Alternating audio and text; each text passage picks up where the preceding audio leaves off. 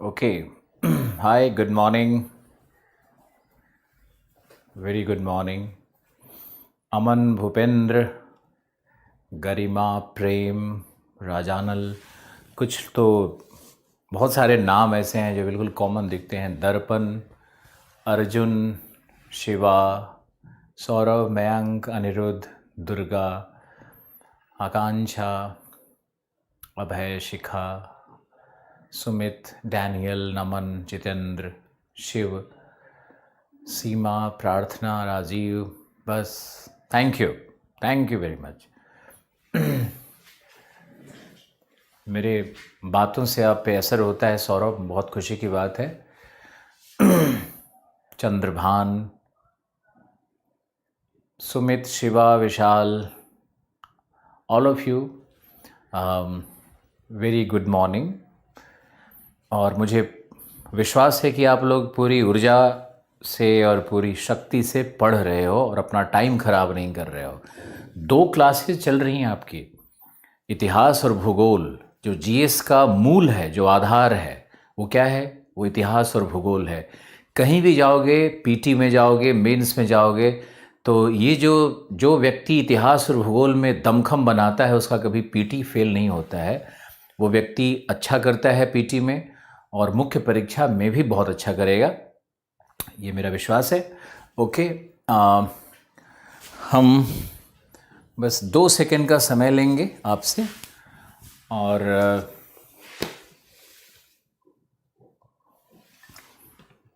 राहुल, आपका नाम कैसे नहीं लेते हैं? बिल्कुल लेते हैं। अगर आप आईएएस बन गए, मैंने एक बात कही थी आपसे, सब लोग ध्यान से सुनो, कि इस देश में अच्छे लोगों की कमी नहीं है। बहुत अच्छे लोग मिलते हैं मुझे, बहुत दयालु लोग मिलते हैं, बहुत लोग बहुत अच्छा करना चाहते हैं, ऐसे बहुत लोग मिलते हैं मुझे। लेकिन वो अच्छे लोग अच्छे पदों पर नहीं आ पाते हैं। अब उन लोगों को जो समझते हैं कि मैं अच्छा हूं, मैं कुछ अच्छा करना चाहता हूं, अगर हम डीएम बन गए, हम आईपीएस बन गए, हम पदाधिकारी बन गए, हम तहसीलदार बन गए, तो ये जो अन्याय है, ये जो एक चल रहा है देश में, बहुत भ्रष्टाचार और इन चीज़ों से मैं लड़ूंगा। तो ऐसा जो सोचता है उसको तो और एक्स्ट्रा पढ़ना चाहिए। योगेश, मैं आपका मैसेज पढ़ रहा हूं, बहुत अच्छा लगा पढ़ करके। बिल्कुल सीमा, सेपरेट बैच होगा। रिंकू, आप रिक्वेस्ट करो। डैनियल, आप तो बहुत लिखते रहते हो, बहुत अच्छा लगता है आपको आपका लिखा हुआ देख के। राजकरण, पार्थ, कुंती, पीयूष, धर्मेंद्र, अनुज, शरण, प्रमोद, अक्षय, ऋषि, दीक्षा, सुमित, राजानल, आप बहुत बड़ी बात लिख देते हो मेरे लिए। तो हम ये कह रहे थे आपसे कि जो स्टूडेंट सोचता है कि वो सचमुच में अच्छा करना चाहता है, पहले तो अकेले बैठ करके सोचो कि क्या सचमुच में अच्छा करना चाहते हो। और अगर सचमुच में अच्छा करना चाहते हो तो निश्चित रूप से आपको ज़्यादा पढ़ने की आवश्यकता है। और आप ऐसे देखो कि हम लोग इतने छोटे फी में दिल्ली के इतने अच्छे टीचरों का एक समूह वो आपके घर तक पहुंच चुका है। अब इससे ज़्यादा हम लोग जिम्मेदारी नहीं निभा सकते हैं। और ये आपको लाभ पहुंचाए, आपके जीवन में मार्गदर्शन करे, आप थोड़ा नॉलेजेबल भी बनो, आप बड़े पदों पर जाओ। हम लोगों को याद रखो न रखो कोई बात नहीं है, लेकिन आप राष्ट्र की सेवा में, समाज की सेवा में अगर सच में जुड़ना चाहते हो। बहुत सारे बच्चे लिखते रहते हैं कि सर मैं सोसाइटी के लिए कुछ करना चाहता हूँ, मैं ये करूँ, मैं वो करूँ। ऐसा कुछ नहीं है। जो लोग भी ऑनलाइन प्लेटफॉर्म के बारे में गलत अफवाह फैलाते हैं या गलत बात बोलते हैं, उनसे आपको बचते रहना है।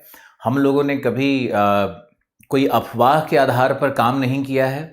आप जितने भी देश में सक्सेसफुल आईएएस आईपीएस अधिकारी होंगे पिछले 15-20 वर्षों के, अगर आप आपके ज़िले में हैं तो मेरा ये एक अधिकार पूर्ण एक स्टेटमेंट है अभी जो सुनो आप लोग, कि आप अपने ज़िले के कभी डीएम से मिलोगे, कभी अधिकारियों से मिलोगे, तो आप एक बार ज़रूर चर्चा करना है कि आलोक रंजन को जानते हो क्या? आलोक रंजन से मैं भी पढ़ रहा हूँ।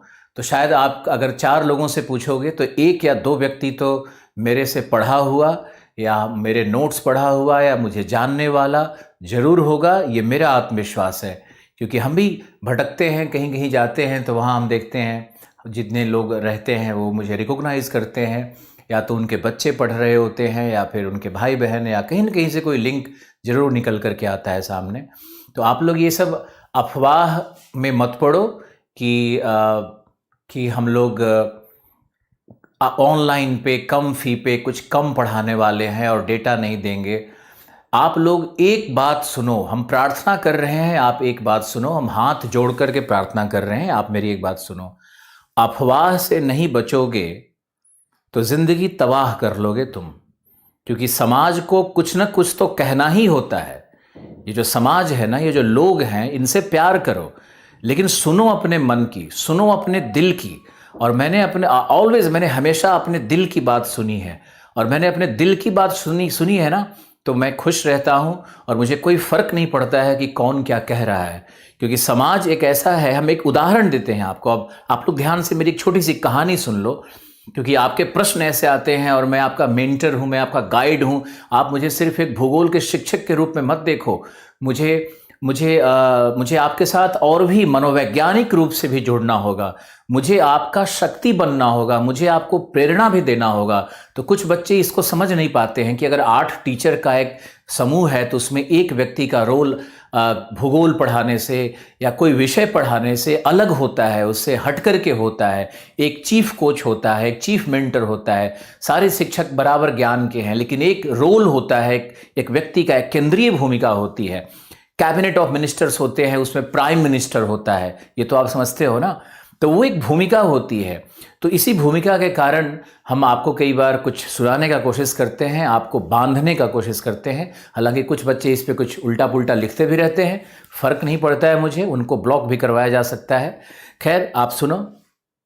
एक बार एक व्यक्ति, सुन रहे हो ना, एक बार एक व्यक्ति एक गधे के साथ पैदल जा रहा था। कई लोगों ने सुना होगा कहानी। जो कहानी सुने हो दोबारा सुनो, और जो नहीं सुने हो वो भी ध्यान से सुनो। तो एक बार एक व्यक्ति गधे के साथ जा रहा था। तो समाज, दुनिया, लोग, अब बाकी जो आसपास चल रहे थे, गांव वाले, पड़ोस वाले, उन्होंने कहा कि देखो कितना बड़ा गधा है कि गधा रहते हुए भी पैदल चल रहा है। सुना? गांव वाले ने कहा, लोगों ने कहा, समाज ने कहा कि देखो कितना बड़ा गधा है कि गधा रहते हुए पैदल चल रहा है। यह व्यक्ति सोचा कि समाज वाले सही कह रहे हैं। ये गधे पे बैठ गया और गधे पे बैठ करके चलने लगा।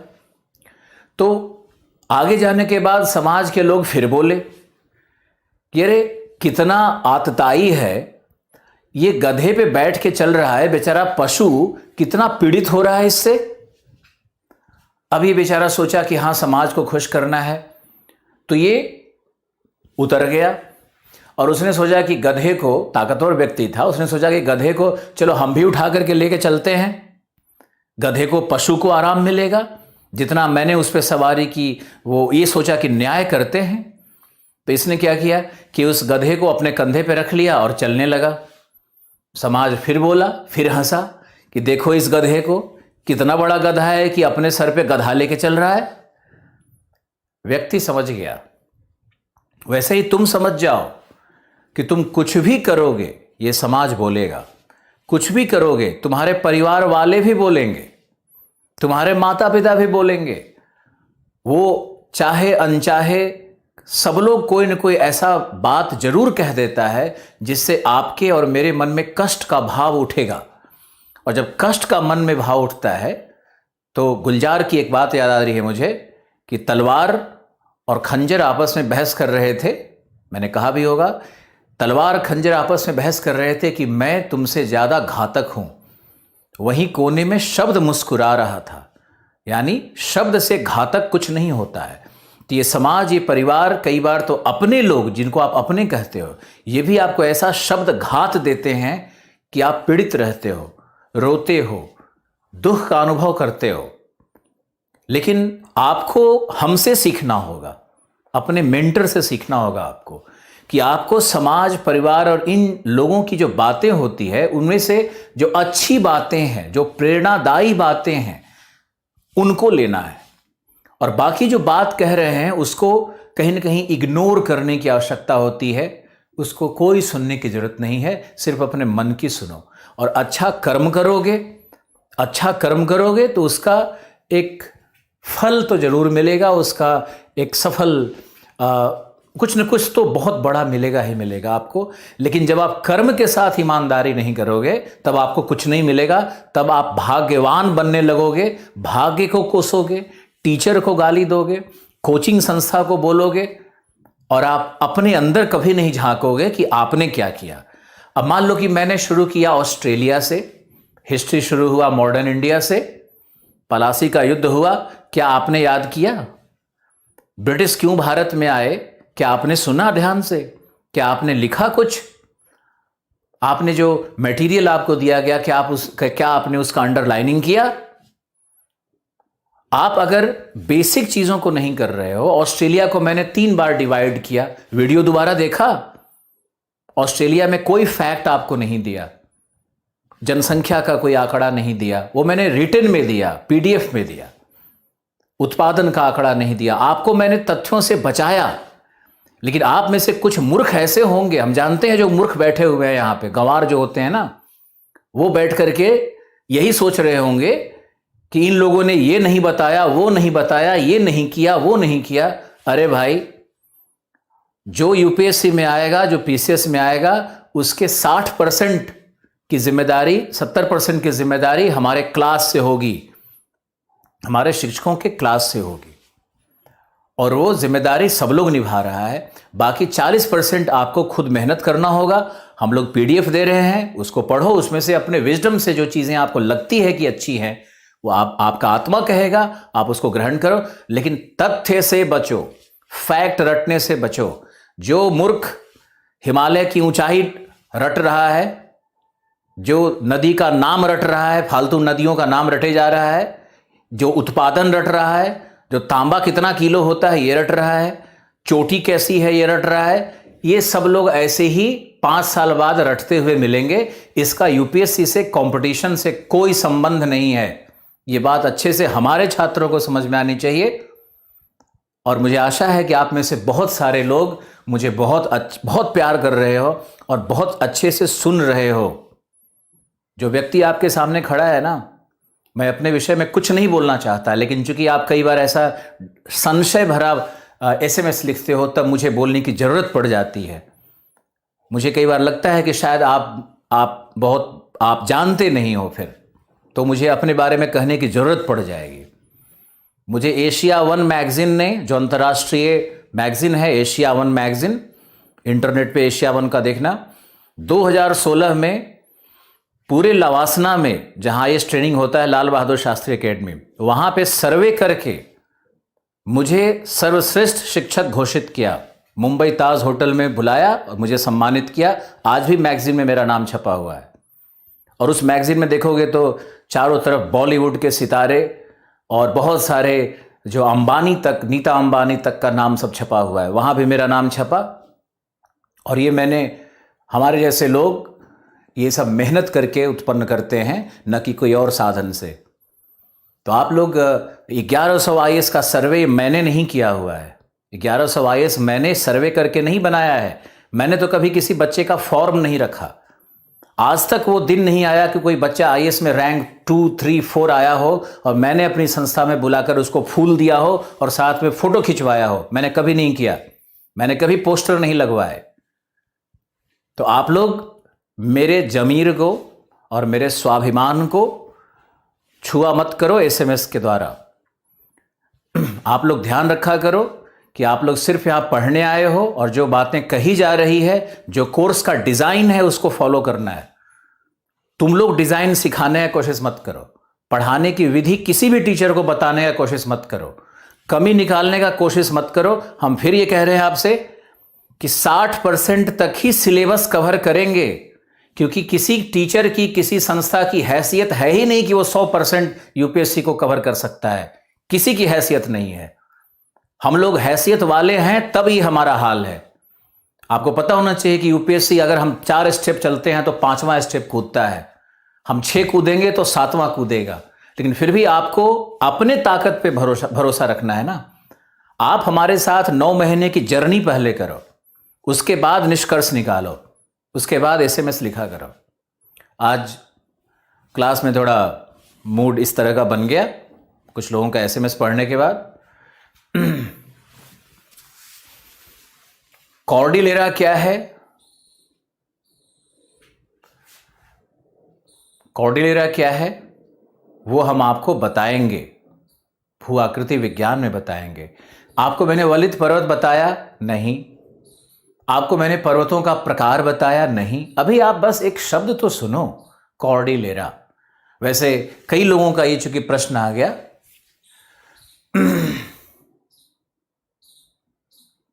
विशाल हम करेंगे, बिल्कुल गाइड करेंगे। पप्पू, थैंक यू अभय, मिथिलेश, बिल्कुल मिथिलेश। पीसीएस में कुछ टीचर बदल जाएंगे। पीसीएस के बैच में आपको समझना होगा कि वहाँ करंट अफेयर का क्लास उतना नहीं मिलेगा, टेस्ट सीरीज नहीं मिलेगी उस लेवल का, क्योंकि ये सब आईएएस के लिए होता है। करंट अफेयर का प्रति वीक क्लास, इस शनिवार को करंट अफेयर का क्लास आने वाला है, आशीर्वाद जी का क्लास होगा। करंट अफेयर में हमारे पास 2 अच्छे टीचर हैं, एक आशीर्वाद जी हैं और दूसरा शरद त्रिपाठी हैं। और पूरे भारत में हिंदी माध्यम में ये दोनों ही श्रेष्ठ टीचर माने जाते हैं और इन्हीं का परफॉर्मेंस चलता है। तो आप हमारे शिक्षकों के समूह जो बना हुआ है इसका सत्कार करो, सबके प्रति रेस्पेक्ट का भाव रखो, कोशिश करो कि हम इनसे कितना सीख सकते हैं। कॉर्डिलेरा के फॉर्मेशन पे आपको बस मैंने जो लिखवाया है उसका ध्यान करना है कि कोई भी पर्वत इस तरह से उसकी संरचना होती है। जो पर्वत की संरचना होती है वो इस तरह से होती है। जैसे ये हिमालय है, ये है तुम्हारा वृहत हिमालय, ये है आपका लघु हिमालय और ये है आपका शिवालिक। इतना तो सुना होगा बचपन से, आप लोग सब क्लास 10th का एग्जाम तो जरूर दिए होंगे। तो ये जो है ना, ये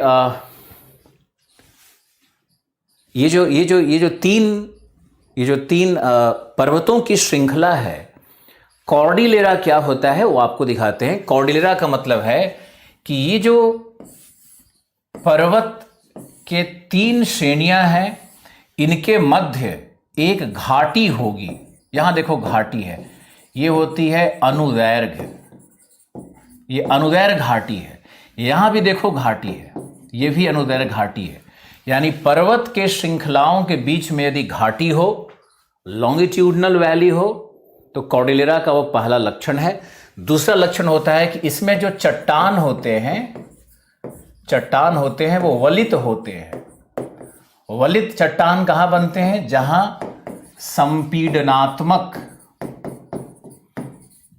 संपीडनात्मक बल कार्य करते हैं। अब क्या होता है कि जो बिल्कुल नया विद्यार्थी है उसको ये सब समझ में थोड़ा कम आएगा, तो वो विचलित मत हुआ करो।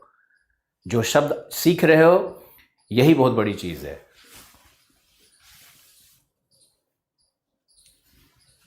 अब यहां देखो, ये चट्टान वलित होगा, दूसरा लक्षण। अनुदैर्घ्य घाटी पहला लक्षण। तीसरा, ये जो वृहत हिमालय है, वृहत हिमालय की उम्र अगर 45 मिलियन वर्ष है तो लघु हिमालय की उम्र 25 मिलियन वर्ष है। शिवालिक की उम्र 2 से 10 मिलियन वर्ष है। तो इनमें उत्पत्ति काल का भी अंतर होता है तथा संरचना का भी अंतर होता है। अगर यहां पर चट्टानें मिल रही हैं कायांतरित, अगर ये कायांतरित चट्टानें मिल रही हैं, तो यहां पर चट्टानें मिलेंगी अवसादी और यहां पर चट्टानें मिलेंगी कॉन्ग्लोमेरेट।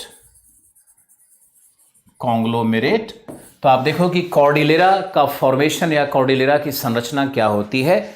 इस पर मैंने एक छोटा सा उदाहरण दिया आपको, और जो बच्चे समझ गए बहुत अच्छा, जो बच्चे कम समझे वो भी अच्छा। निष्कर्ष हम लोग निकालेंगे 9 महीने के बाद।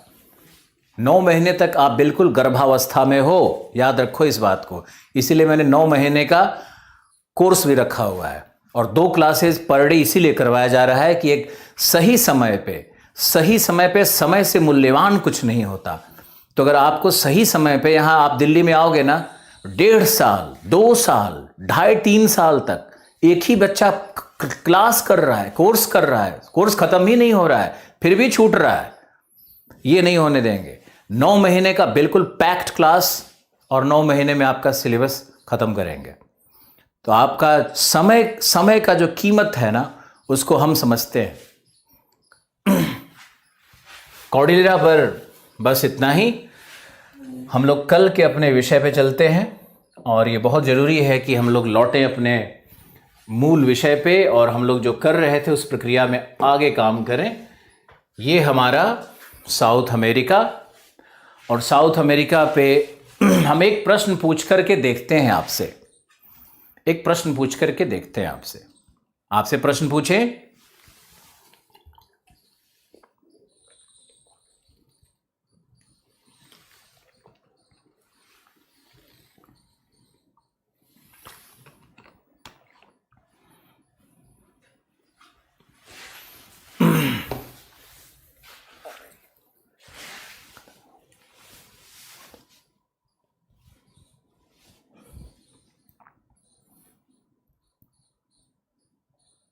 प्रश्न पूछते हैं आपसे।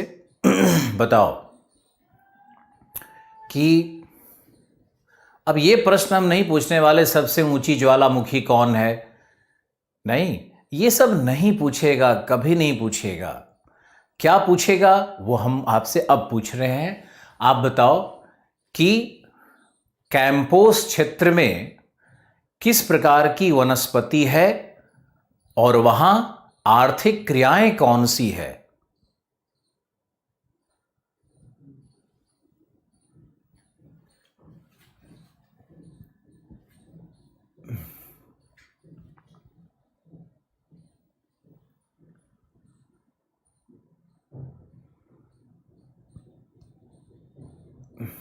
आपके उत्तर का इंतजार कर रहे हैं हम।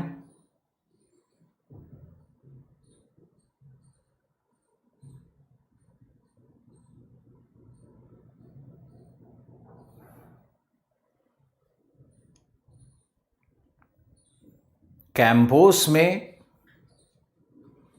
कौन सी वनस्पति है, वहां की प्रमुख आर्थिक क्रिया कौन सी है।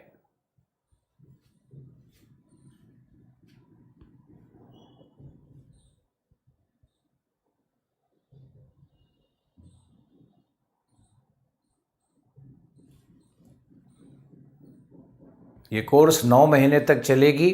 5 बार आपको देखने का राइट है, तो आप इस कोर्स को आगे चलाते रहो और आगे भी अगर ज्वाइन करना है तो आप ज्वाइन करते रहो। हमारे तरफ से पूरी स्वतंत्रता है। हम आपके साथ तब तक जुड़े हुए हैं जब तक आप आईएएस नहीं बन जाते हो या आप हिम्मत नहीं हार जाते हो। आप हम लोग से जुड़े हो और जुड़े रहोगे।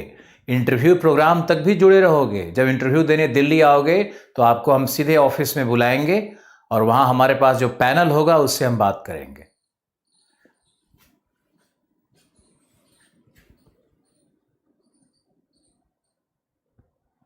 हमारे प्रश्न का कोई उत्तर नहीं आ रहा है।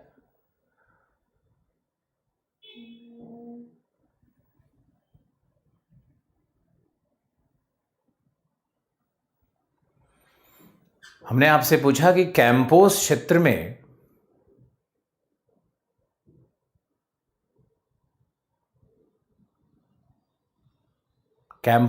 में कौन सा वनस्पति है।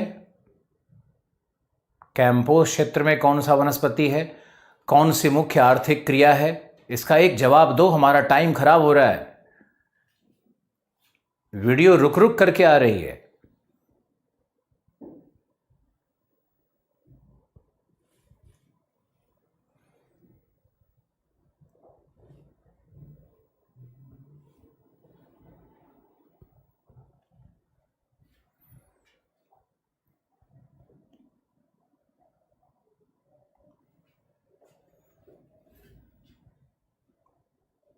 सवाना बिल्कुल सही। शिवा आपका आ रहा है कमेंट। सवाना बिल्कुल सही, पशुपालन बिल्कुल सही। हार्डवुड पत्ती क्या होता है? हार्डवुड पत्ती नहीं, सवाना पशुपालन इसका बिल्कुल। पर्णपाती गलत है, अविनाश गलत हो गया। सवाना, सवाना समतुल्य बिल्कुल सही।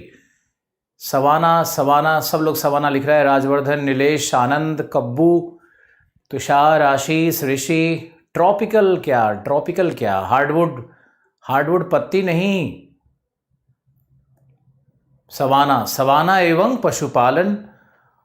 उष्णकटिबंधीय वनस्पति मत बोलो, सवाना बोलो। सीधे सवाना घास का मैदान होता है, लंबे घास होते हैं।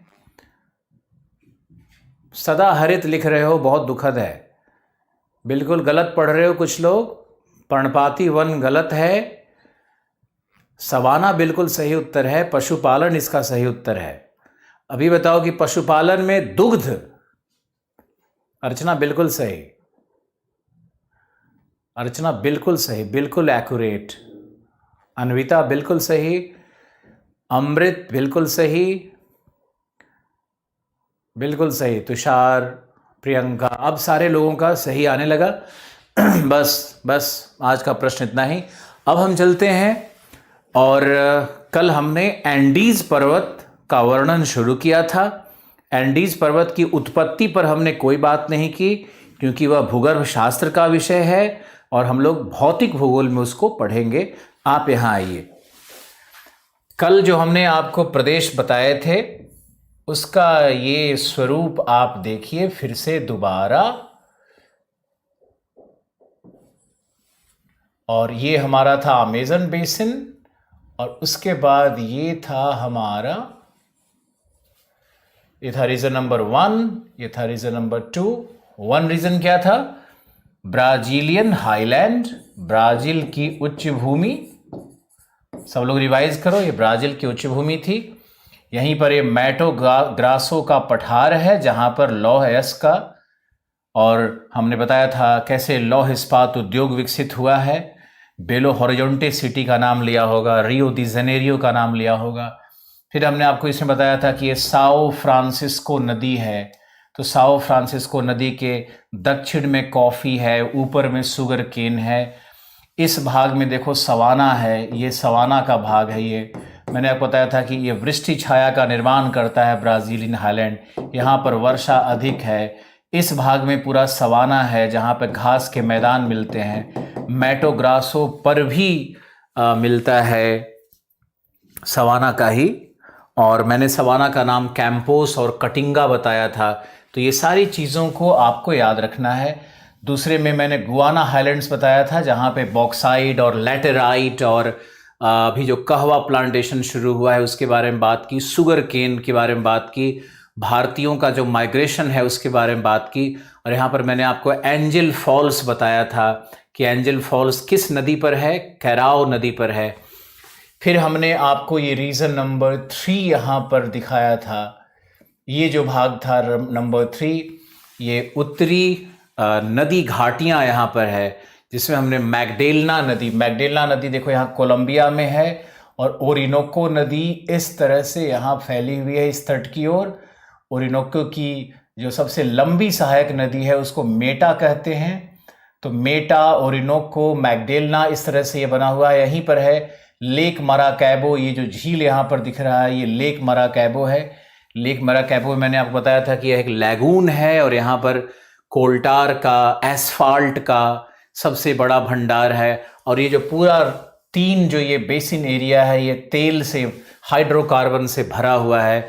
यहाँ पर मैंने शेल गैस और शेल ऑयल की बात की, जो कि फ्यूचर हाइड्रोकार्बन्स हैं। तो ये आपको सब पुरानी बातें हैं जो आपको रिवाइज करनी है। कोलंबिया को मैंने कहा था कि कॉफ़ी प्लांटेशन का ये ब्राज़ील के बाद दूसरा सबसे बड़ा क्षेत्र है। इसके बाद हम लोग यहाँ पर आए थे, और ये अमेज़न बेसिन, ये जो अमेज़न बेसिन है, इस अमेज़न बेसिन का हमने अध्ययन किया था। ये था हमारा नंबर 4 या नंबर 3, 4 जो भी ऊपर नीचे हो गया हो। तो ये नंबर 4 हमारा अमेज़न बेसिन था। और इसके बाद हम लोग यहाँ पर अध्ययन कर रहे थे ये जो हमारा एंडीज पर्वत का जो ये श्रृंखला यहाँ बना हुआ है, इसका हम लोग अध्ययन कर रहे थे, बोलीविया के पठार वगैरह सब मिला करके। तो एंडीज का हमने डिवीज़न किया था, सबसे ऊपरी भाग था, ऊपरी भाग ए हमने लिखा जो कि नॉर्दर्न कॉर्डिलेरा कहलाता है, बी है जो कि दूसरा है भाग सेंट्रल कॉर्डिलेरा कहलाता है, और थर्ड जो सी है वो है साउदर्न कॉर्डिलेरा, साउदर्न कॉर्डिलेरा है। और एकोंकागुआ यहाँ का उच्चतम शिखर है, अभी हम बात करेंगे उसके बारे में। तो बी के बारे में कल हमने बात की थी कि बोलीविया का पठार, टिटिकाका लेक, ये सब मैंने आपको कल बताया था। और एंडीज का जो मध्यवर्ती भाग है उसको शायद मैंने लिखवा भी दिया था। आज आप आओ एंडीज के तीसरे भाग पर, तीसरा भाग लिखो सी। शंभू हम तुम्हारा पढ़ रहे हैं, बिल्कुल पढ़ रहे हैं। बिल्कुल सही प्रमोद, बिल्कुल सही राहुल, अखिल बिल्कुल सही चल रहा है। ओके, अब आपको हम वीडियो रुकने का कंप्लेन आ रहा है, मैं एक सेकेंड देखता हूँ कि क्या हो रहा है।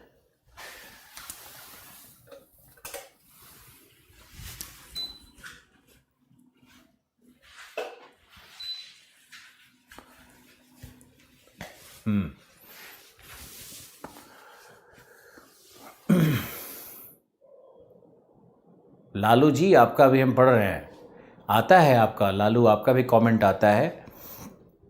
ओके, आप लोग अपना बहुत ध्यान से अब आज की पढ़ाई करते हैं। अभी हमारा अब हमारा जो चल रहा है डिस्कशन, ये कल के पढ़ाई का कंटिन्यूएशन है।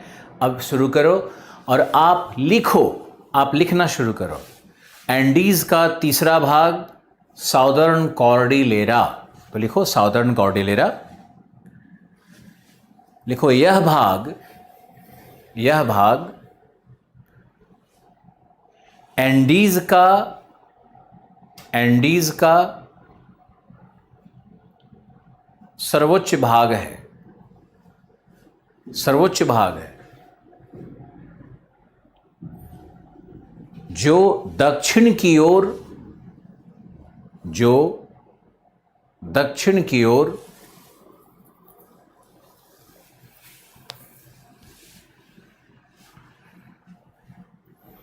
ऊंचाई से घटते क्रम में है,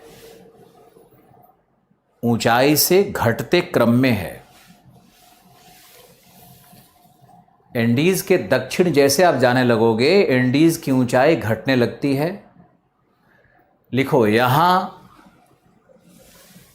सर्वोच्च शिखर,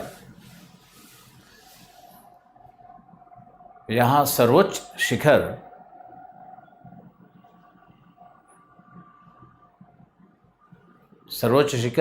एकोंकागुआ है, एकोंकागुआ है। ये सी यहां पर लिखा मैंने, यहां सर्वोच्च शिखर एकोंकागुआ है जो अर्जेंटीना में है, एकोंकागुआ। और एक बहुत इंपॉर्टेंट बात, अगर दुनिया के सर्वोच्च शिखरों की बात की जाएगी तो 47 सबसे उच्च शिखर हिमालय में है, हिमालय में है 47। 48वां जो हिमालय से अलग जो सर्वोच्च शिखर मिलेगा वो एकोंकागुआ मिलेगा। यानी हिमालय के अगर शिखरों की बात खत्म कर दी जाए तो दुनिया का, अगर हिमालय को ना आप लो तो दुनिया का सबसे ऊंचा शिखर एकोंकागुआ हो जाएगा। ओके, लिखो यह एक ज्वालामुखी है, एकोंकागुआ भी ज्वालामुखी है, सुषुप्त है। एकोंकागुआ भी ज्वालामुखी है, सुषुप्त ज्वालामुखी है। लिखो आगे जो आईएएस का जो बहुत इंपॉर्टेंट पार्ट बनेगा, जिससे प्रश्न पूछे जा सकते हैं, वो है, लिखो एकोंकागुआ से यानी जो उच्च शिखर है, एकोंकागुआ से दक्षिण, एकोंकागुआ से दक्षिण एंडीज पर्वत एंडीज पर्वत, एंडीज पर्वत वृष्टि छाया प्रभाव को उत्पन्न करती है, वृष्टि छाया प्रभाव को उत्पन्न करती है।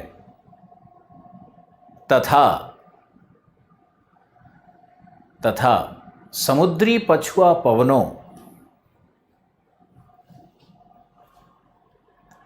तथा ओरिनोको में बिल्कुल सवाना घास है, बिल्कुल है ओरिनोको में सवाना घास।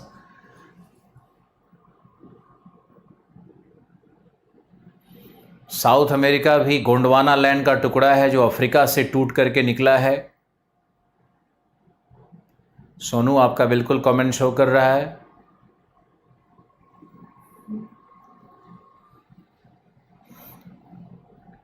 हाँ, क्या लिखवाया मैंने? वृष्टि छाया प्रभाव उत्पन्न करता है, जिसके कारण इसके पूर्वी पठारों पर, जिसके कारण इसके पूर्वी पठारों पर वर्षाहीनता है, वर्षाहीनता की दशा है, वर्षाहीनता की दशा है।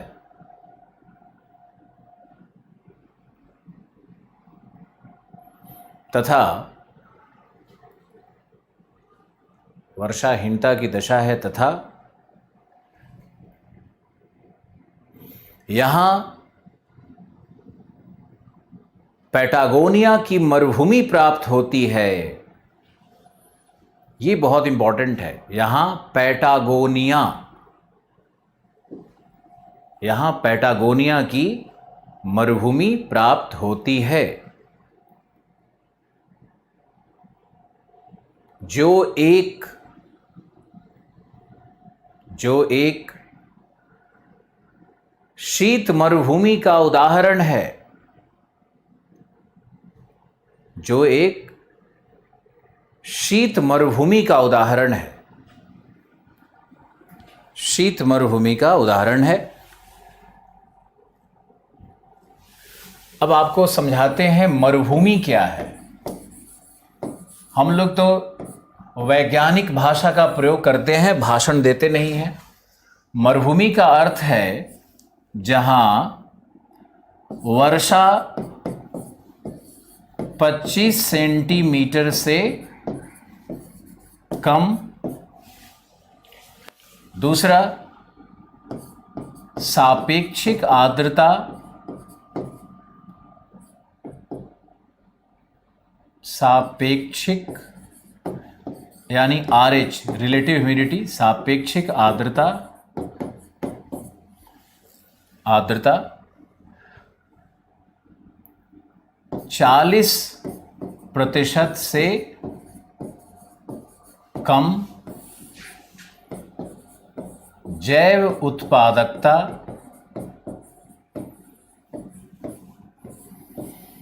जैव उत्पादकता 600 kg कैलोरी प्रति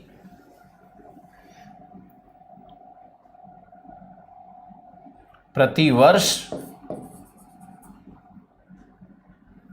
प्रति वर्ग किलोमीटर से कम। जो स्टूडेंट इस तरह से पढ़ेगा उसके आंसर राइटिंग में क्लास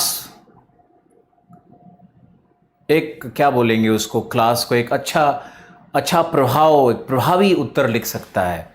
जैसे मान लो कि आप किसी से पूछोगे कि मरुभूमि क्या है, वो बोलेगा बालू है, गर्मी है, शुष्क है, लेकिन आपको कभी नहीं बता पाएगा कि मरुभूमि की वैज्ञानिक परिभाषा क्या होती है। हमारे क्लासों से निकल करके वीडियो में आ रही है चीज़ें। अब आप देखो, मरुभूमि किसको कहते हैं। मान लो किसी भी मरुभूमि पे आपको लिखना है, मान लो आप राजस्थान के हो, राजस्थान की मरुभूमि पे प्रश्न आ गया, मान लो कि थार मरुभूमि पे प्रश्न आ गया, सहारा पर प्रश्न आ गया, अटकामा पे प्रश्न आ गया, कोई भी मरुभूमि पे प्रश्न आ जाए, आप इन 3 बातों को जरूर लिखोगे। पहला क्या लिखोगे? वहां वर्षा 25 सेंटीमीटर से कम होती है। दूसरा, सापेक्षिक आर्द्रता 40% से कम होती है, यानी वायु में 40% जलवाष्प रहेगा, उससे कम रहेगा, उससे ज़्यादा नहीं होगा। 100% जलवाष्प होने पे तो वर्षा हो जाएगी। तो इसलिए आपको ध्यान रखना है कि सापेक्षिक आर्द्रता क्या है। और तीसरा, जो वहाँ जैव उत्पादकता है वो प्रति वर्ग किलोमीटर प्रति वर्ष 600 कैलोरी से भी 600 केजी कैलोरी से भी कम होती है। अगर ये 3 क्राइटेरिया आप याद रखोगे तो मरुभूमि पर कभी भी प्रश्न आ जाए, एग्जामिनर इन 3 चीज़ों को देख करके बहुत ही खुश होगा कि लड़का कितना रिसर्च करके आया हुआ है और तीनों साइंटिफिक क्राइटेरिया बता रहा है। तो ऐसे करना है आपको इसी तरह से हम फॉर्मूला देते रहेंगे। आपको हमने कॉर्डिलेरा पर लिखवाया, हमने आज आपको मरुभूमि का बताया क्राइटेरिया क्या होता है। अब मरुभूमि क्या है कि मरुभूमि 2 प्रकार का होता है। मरुभूमि यानी डेजर्ट 2 प्रकार का होता है। पहला होता है गर्म मरुभूमि, या इसको उष्ण मरुभूमि कहते हैं। दूसरा होता है शीतोष्ण या शीत मरुभूमि। शीत शायद दीर्घ होगा, ओके। हमारे स्पेलिंग मिस्टेक्स पे कमेंट नहीं करना है। हम लोग इंग्लिश मीडियम में पढ़े तो थोड़ा कहीं ना कहीं कुछ कमी रह जाती है हिंदी माध्यम में, वो आप सुधार लोगे। गर्म मरुस्थल या उष्ण कटिबंधीय। अब जो गर्म मरुस्थल होता है ये होता है 30 डिग्री से 30 डिग्री के मध्य होगा। ये 30 डिग्री से 10 डिग्री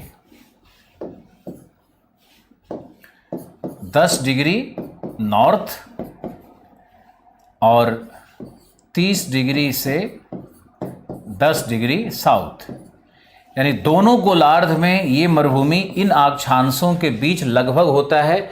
कोई मरुभूमि 35 तक भी जा सकता है, तो उसमें ज़्यादा बहस की ज़रूरत नहीं है ना।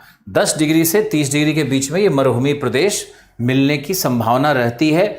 और ये सारे गर्म मरुभूमि जो होते हैं ये किस तट पर होंगे? ये सारे होंगे पश्चिमी तट पर। पश्चिमी तट पर ये सारे मरुभूमि होते हैं। और गर्म मरुभूमि का जो उदाहरण है वो है सोनोरान, मोहावी, लिखते हैं जे, पढ़ते हैं एच। सोनोरान और मोहावी ये तुम्हारा है नॉर्थ अमेरिका में। फिर है अटकामा। अटकामा कहाँ है? साउथ अमेरिका में। फिर है अफ्रीका में सहारा और नामिब और कालाहारी। ये 3 मरुभूमि है। ये तीनों मरुभूमि है अफ्रीका में। ये तीनों अफ्रीका का मरुभूमि है। नॉर्थ अमेरिका में सोनोरान और मोहावी, एच जे लिखते हैं, एच पढ़ते हैं। सोनोरान और मोहावी नॉर्थ अमेरिका में है। साउथ अमेरिका में अटकामा मरुभूमि है। गर्म मरुस्थल की बात की जा रही है। और गर्म मरुस्थल में अफ्रीका में सहारा, नामिब, कालाहारी है। मुझे आशा है आप लिख रहे होगे और आप बहुत ध्यान से देख भी रहे हो और लिख भी रहे हो। उसको नोट डाउन भी करना है। और अगर यहाँ मिस हो जाए तो 5 बार वीडियो रिवाइज करके आप किसी दोस्त को उधार मत दो कि एक बार हम एक बार तुम देखोगे। बहुत मुसीबत होगी तुम्हारे लिए, पछताओगे तुम। चीन में भी पड़ता है। इसके अलावा चौथा में है टकला मकान। टकला का वैसे ही मतलब, टकला क्या होता है? टकला मतलब गंजा। तो टकला मकान डेजर्ट है, ये भी चाइना में है। तो ये जो टकला मकान है, गोबी है, Kyzylkum, Karakum, Iranian desert, Patagonia desert, ये सारे जो मरुभूमि हैं इनके उत्पत्ति का एक ही कारण है कि ये महाद्वीपों के मध्य भाग में अवस्थित है। जहां समुद्री वायु का प्रभाव नहीं होता, जहां आर्द्रता प्रवेश नहीं कर पाती, तो महाद्वीपों का ये आंतरिक भाग मरुभूमि बन जाता है। चूंकि यह समशीतोष्ण जलवायु में है तो यहां शीतकालीन तापमान 0 डिग्री होगा। तो शीतकालीन तापमान 0 डिग्री होने का मतलब है कि यह शीत मरुभूमि है, जबकि उष्णकटिबंधीय मरुभूमि में तापमान 18 डिग्री से ऊपर ही रहता है शीतकाल में भी। अगर इसका हम तापमान का देखेंगे तो गर्म मरुस्थल में शीतकालीन तापमान, विंटर टाइम टेम्परेचर क्या होगा, 18 डिग्री से सेंटीग्रेड से ऊपर। और शीत में हम लोग देखेंगे तो यहां विंटर टाइम टेम्परेचर क्या होगा, 0 डिग्री से कम। ये 0 डिग्री या 0 डिग्री से कम विंटर का तापमान हो जाता है। तो हम लोग दोनों मरुभूमि के अंतर को भी समझने का कोशिश करना है। मरुभूमि क्या है ये समझना है, मरुभूमि कितने प्रकार के हैं ये समझना है, दोनों मरुभूमि की अवस्थितियां कहाँ है ये याद रखना है, दोनों का अक्षांश क्या है याद रखना है, दोनों की स्थिति कैसे है, महाद्वीप के पश्चिमी किनारे पे कौन है और मध्य भाग में कौन है ये भी समझना है, और दोनों की उत्पत्ति के कारणों को भी समझना है। तो मैंने जो ऑस्ट्रेलिया के मरुभूमि के उत्पत्ति के कारकों को बताया था, वही कारक सभी उष्णकटिबंधीय मरुभूमि के कारक होंगे, आपको याद रखना है।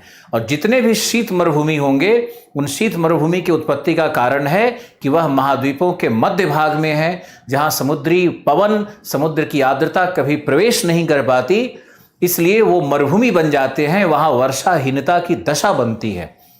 अब आपको याद रखना है कि महाद्वीपीयता क्या है, प्रश्न ही आ सकता है, महाद्वीपीयता क्या है, कॉन्टिनेंटैलिटी क्या है। अगर एक प्रश्न हम बनाना चाहें तो बना देंगे कॉन्टिनेंटैलिटी क्या है, और कॉन्टिनेंटैलिटी का जलवायु पर क्या प्रभाव पड़ता है। तो इसका उत्तर क्या होगा, कॉन्टिनेंटैलिटी क्या है, महाद्वीप का वह मध्य भाग जो समुद्र से अति दूरी पर है, जहां समुद्री पवनों का, आर्द्रता का प्रभाव नहीं होता, और इस भाग में मरुभूमिकरण हो जाता है। मैंने बहुत सारा उदाहरण आपको दिया। भारत में अगर आप लेह लद्दाख पे जाओगे तो यह भी एक शीत मरुभूमि का उदाहरण है। हम लोग अगर भारत में चलेंगे तो भारत में भी शीत मरुभूमि है। भारत में अगर आएंगे तो लेह और लद्दाख, लेह लद्दाख शीत मरुभूमि का उदाहरण है। तो आप शीत मरुभूमि को पढ़ो। भारत के परिप्रेक्ष्य में भी भारत में गर्म मरुस्थल कौन सा है, जो पश्चिमी राजस्थान का थार का भाग है, वह एक गर्म मरुस्थल है। तो इस तरह के फैक्ट आपको याद रखने हैं, इस तरह के फैक्ट के कारणों की समीक्षा करनी है। और जब कारणों को आप याद रखोगे तभी आप मूलतः ज्योग्राफर बनोगे। सिर्फ फैक्ट रखने से नहीं होता है, कारण को जरूर समझना है। अखिलेश, मैं आपको सुन पा रहा हूं।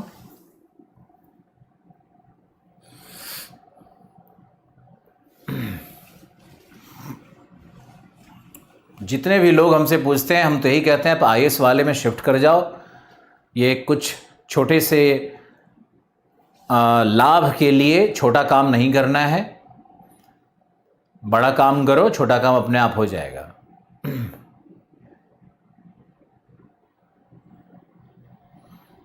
वीडियो में शायद प्रॉब्लम आ रहा है, ऐसा कुछ लोग लिख रहे हैं।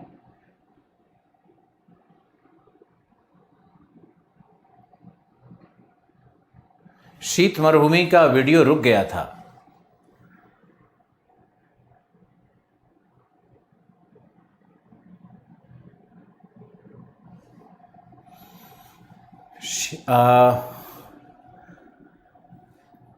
शीत मरुभूमि और गर्म मरुस्थल, कोल्ड डेजर्ट को फिर से बताइए, कई लोग लिख रहे हैं। तो आपको हम दोबारा बताते हैं, क्योंकि शायद वीडियो शीत मरुभूमि दोबारा बताते हैं। आप लोग कभी कष्ट का अनुभव नहीं करो, मुझे 10 बार बताने में कभी परेशानी नहीं होती, हम बहुत खुशी से बताते हैं। कुछ लोग लिख रहे हैं कि वीडियो बाद में चला करके देख लेंगे। हाँ, देख सकते हो, अभी भी एक बार देख लो, देख लो। मैंने कहा कि शीत मरुभूमि के उत्पत्ति का कारण है महाद्वीपीयता, महाद्वीपीयता का अर्थ है जहाँ समुद्री पवनें प्रवेश नहीं कर पाती, अतः आर्द्रता प्राप्त नहीं होती। महाद्वीपों का ये मध्य भाग होता है जहाँ वर्षाहीनता के कारण मरुभूमिकरण हो जाता है। बहुत छोटी सी बात बताई मैंने। शीत मरुभूमि में चूंकि यह 30 से 60 डिग्री अक्षांशों के मध्य प्राप्त होता है, इसलिए इस मरुभूमि में शीतकालीन तापमान 0 डिग्री हो सकता है, जबकि गर्म मरुस्थल में तापमान 18 डिग्री से ऊपर शीतकाल में भी रहता है। औसत मासिक तापमान की बात की जा रही है, घंटे के तापमान की नहीं, किसी क्षण के तापमान की नहीं। औसत मासिक तापमान जो विंटर का होगा, जो सबसे ठंडे महीने का तापमान होगा, जनवरी का तापमान होगा। जनवरी को सबसे ठंडा महीना माना जाता है। तो जब भी हम लोग तापमान की बात करते हैं तो मासिक माध्य तापमान की बात करते हैं। पूरे महीने का जो माध्य तापमान होता है विंटर में, जनवरी में, वो 0 डिग्री तक हो सकता है शीत मरुभूमि में। 18 डिग्री से ऊपर ही रहेगा या 18 डिग्री रहेगा ग्रीष्म उष्ण मरुभूमि में, गर्म मरुभूमि में। मुझे आशा है कि आप अक्षय बिल्कुल लैपटॉप पे नहीं देख सकते हो, क्योंकि बड़ा चोर बाजारी का एरिया है और बहुत सारे लोग पीछे पड़ जाते हैं कि अब इनके क्लासेस को बाहर निकालो, हैकिंग करो।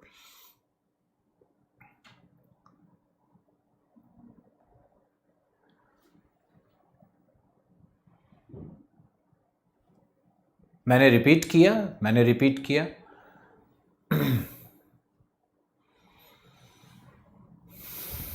वीडियो क्यों खराब आ रहा है समझ में नहीं आ रहा है। बाकी यहाँ तो बहुत अच्छा चल रहा है और कई लोगों का बहुत अच्छा चल रहा है।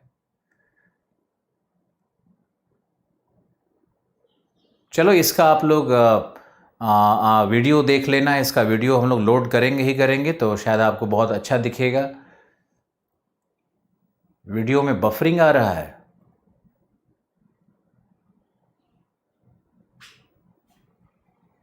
एग्जाम्पल मैंने आपको शीत मरुभूमि का दिया, मैंने आपको शीत मरुभूमि का एग्जाम्पल दिया ना। Patagonia desert, Leh Ladakh desert, Iranian desert जो ईरान के मरुभूमि का उत्तरी भाग है, काराकुम, किजलकुम ये जो मध्य एशिया का, सेंट्रल एशिया का मरुभूमि है, गोबी मरुभूमि मंगोलिया और चाइना के बीच में है, टकला मकान डेजर्ट है, ये चाइना का भाग है। इसके अलावा बहुत सारा है। जुंगारियन बेसिन है जो चाइना में है। जुंगारियन बेसिन भी एक मरुभूमि है और शीत मरुस्थल का ही उदाहरण है। तो यहाँ पे आप जुंगारियन बेसिन भी लिख सकते हो। लॉप नोर का रीजन है। लॉप नोर वो जगह है जहाँ पर चाइना अपना परमाणु विस्फोट करता है। वह भी मरुभूमि का क्षेत्र है। जैसे कैसे हम लोग पोखरन है हमारा, तो जो हमारा पोखरन है वही लॉप नोर है चाइना का, जहाँ पे वो विस्फोट करता है परमाणु का, वो भी मरुभूमि क्षेत्र है। तो हमने आपको लगभग 90-90% सारे मरुभूमि से परिचित करवा दिया है। आप इस वीडियो को देखना। आप लोग लिख रहे हैं कि वीडियो ठीक है, तो हो सकता है कि कुछ लोगों का अपना भी नेटवर्क का प्रॉब्लम रहा हो। कोई बात नहीं है। आप चलो अब हम लोग चलते हैं कि मरुभूमि का हमने आपको डिटेल अध्ययन करवा दिया।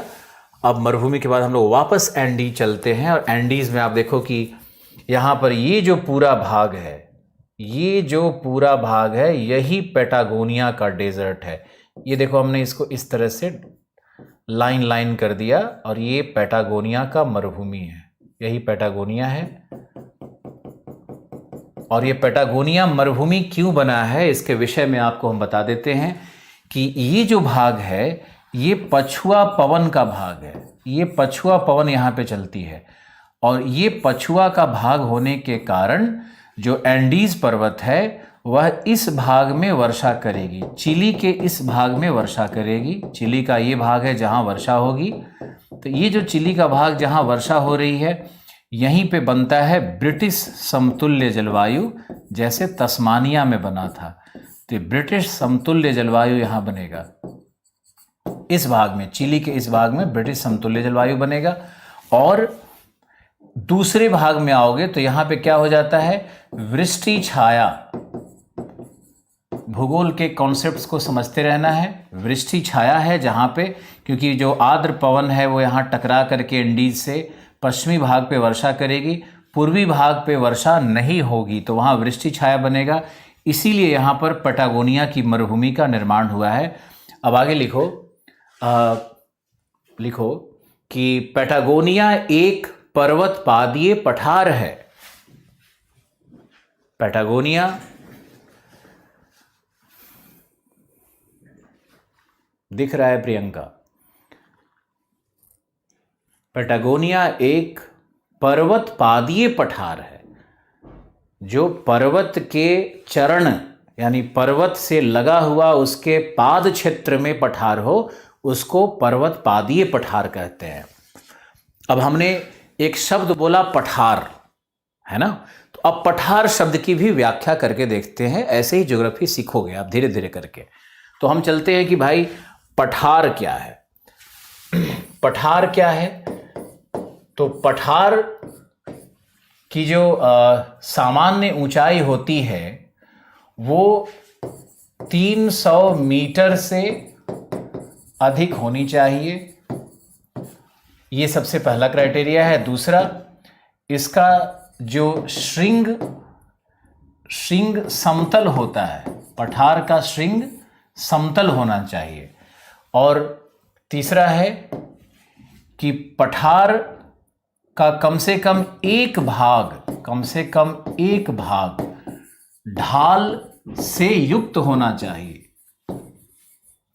एक भाग कम से कम उसका ढाल से युक्त होना चाहिए, तब हम लोग पठार कहेंगे। मुझे आशा है कि आप पठार शब्द को भी आज सीखोगे। मरुभूमि शब्द पर हमने व्याख्या की, वृष्टि छाया प्रभाव पर हमने व्याख्या की। आज पठार शब्द सीखो, मरुभूमि शब्द भी सीखो। और हमने कॉर्डिलेरा पर भी बात की। कॉर्डिलेरा क्या है, पठार क्या है, ये सब धीरे धीरे करके हम लोगों को सीखना है। अब देखिए, तो ये जो हमने 3 विशेषताएं बतलाई। अब पठार का प्रकार क्या है? तो पहला होता है संरचनात्मक पठार, जो कि विवर्तनिक क्रियाओं से होगा।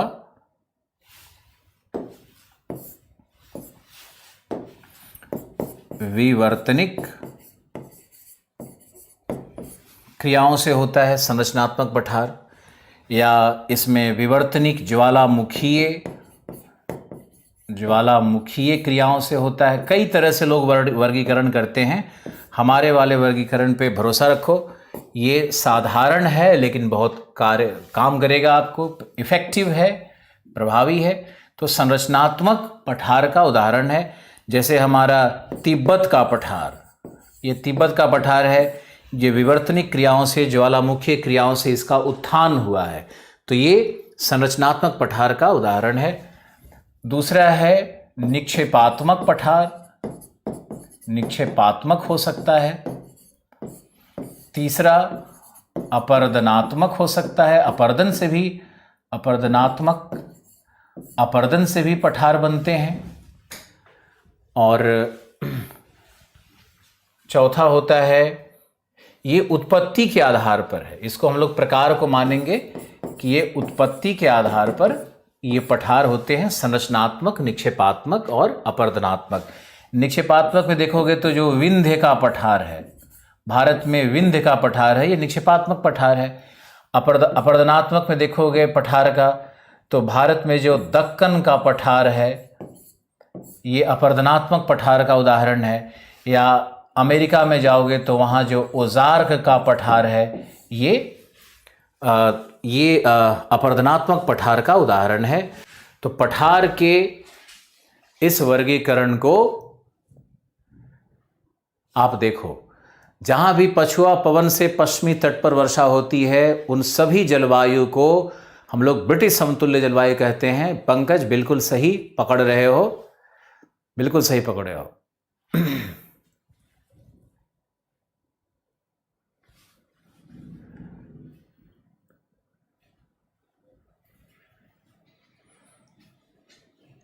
शीत मरुभूमि का वीडियो फॉरवर्ड हो गया है। ओके, हम देखते हैं। यहां देखो, पठार का मैंने 3 लक्षण बताया। 300 मीटर से अधिक ऊंचाई होनी चाहिए, श्रृंग समतल होना चाहिए और एक भाग ढाल होना चाहिए, तभी उसको हम पठार करेंगे। बिल्कुल वैज्ञानिक परिभाषा के साथ पढ़ना है। कल को कोई छोटा सा बात पूछे आपसे कि पठार क्या है भैया, तो 3 बात बताओ उसको कि ये पठार है। यहाँ देखो, प्रकार में आओ पठार के, तो संरचनात्मक का मतलब होता है जो ज्वालामुखी के क्रियाओं से या प्लेटों के टकराने से या पृथ्वी की आंतरिक शक्तियों से जो उत्पन्न हो जाए, वो सब संरचनात्मक पठार होता है। फिर निक्षेपात्मक है, फिर अपरदनात्मक है। निक्षेपण मतलब बहिर्जात शक्तियों के द्वारा जो अवसादों के जमाव से बने, जैसे विंध्य का उदाहरण दिया मैंने आपको। और ये मैंने अपरदनात्मक कहा जो कि बहिर्जात शक्तियों के अपरदन से बने। कोई ऊंचा भाग हो, उसका अपरदन होकर के कट जाए तो पठारनुमा संरचना बन जाती है, जैसे कि दक्कन का पठार। ये पठार अपरदनात्मक पठार है। अब हम लोग चलते हैं संरचनात्मक पठार में। तो संरचनात्मक पठार में क्या है कि संरचनात्मक पठार का भी प्रकार होता है। जैसे इसमें जो विवर्तनिक क्रियाओं से बने, इसमें इसका प्रकार होता है। जैसे पहला है पर्वत पादीय पठार, दूसरा होता है अंतः पर्वतीय। पर्वत पादीय का अर्थ होगा पीडमोंट, इसी को पीडमोंट कहते हैं। कई बार पीडमोंट शब्द हिंदी में भी ऐसे लिखा हुआ मिलेगा कि पीडमोंट क्या है, तो पीडमोंट पर्वत पादीय पठार होता है। इसका उदाहरण आप देख सकते हो कि ये मान लो पर्वत है, तो पर्वत से संलग्न ये पठार है। ये तुम्हारा माउंटेन है M, ये पठार है P, और इसके बाद ये ऐसे मैदानी भाग यहाँ पर प्लेन शुरू होता है। तो ये जो पठार है जिसके एक तरफ पर्वत है, दूसरी तरफ मैदान है, इसको हम लोग कहते हैं पीडमोंट प्लेट्यू। अंतः पर्वतीय का मतलब हुआ कि एक पर्वत ऐसे है और दूसरा पर्वत ऐसे है और बीच में ये पठार बना हुआ है। यहां पर पठार बना हुआ है, दोनों तरफ पर्वत बने हुए हैं। जैसे ये क्या है, ये उदाहरण है तिब्बत का पठार। ये हमारा तिब्बत का पठार है। तो तिब्बत के पठार के एक तरफ तो हिमालय है और दूसरी तरफ है कुनलून शान,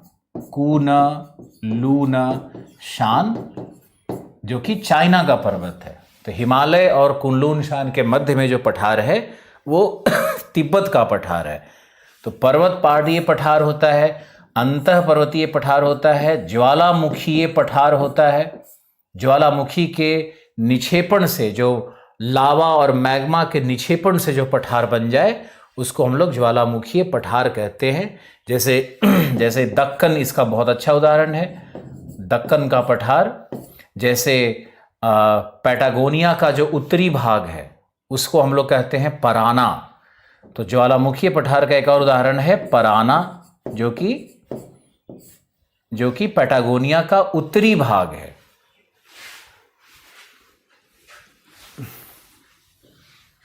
पर्वत पादीय का पीडमोंट। पठार को फिर से सुनो।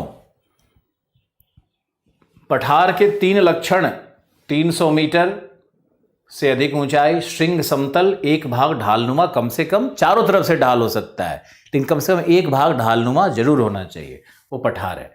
पठार का 3 वर्ग मैंने उत्पत्ति के आधार बताया: संरचनात्मक, निक्षेपात्मक और अपरदनात्मक। उसके उदाहरण दिए। संरचनात्मक में पुनः मैंने विभाजन किया कि भाई पर्वत पादीय पठार क्या है। जो पर्वत, इसका उदाहरण मैंने देखो यहाँ दिया, पीडमोंट इसका अंग्रेजी है, और M ये पर्वत है हमारा, माउंटेन ये पठार है हमारा, और इसके बाद प्लेन है। तो ये पर्वत पादीय पठार यही है तुम्हारा पर्वत पादीय पठार। अब अंतः पर्वतीय है, तो अंतः पर्वतीय का उदाहरण मैंने ये दिया, हिमालय और कुनलून के बीच में तिब्बत का पठार है, ये अंतः पर्वतीय पठार है। इसको हम लोग अंग्रेजी में कहेंगे इंटरमाउंटेन प्लेट्यू। इंटरमाउंटेन को माउंटेन भी लिखते हैं और मोन्टाने भी लिखते हैं, दोनों शब्दों का प्रयोग होता है। कभी भी मुझे करेक्ट करने की कोशिश ज़्यादा नहीं करना है, ध्यान रखना है इस बात का, या कोई विवाद नहीं करना है बैठ करके सर ने ये लिखवा दिया। इंटरमाउंटेन MONTANE भी होता है और माउंटेन भी होता है, दोनों शब्द प्रचलित हैं। इंटरमाउंटेन प्लेट्यू कहते हैं उसको। दो माउंटेन के बीच का पठार।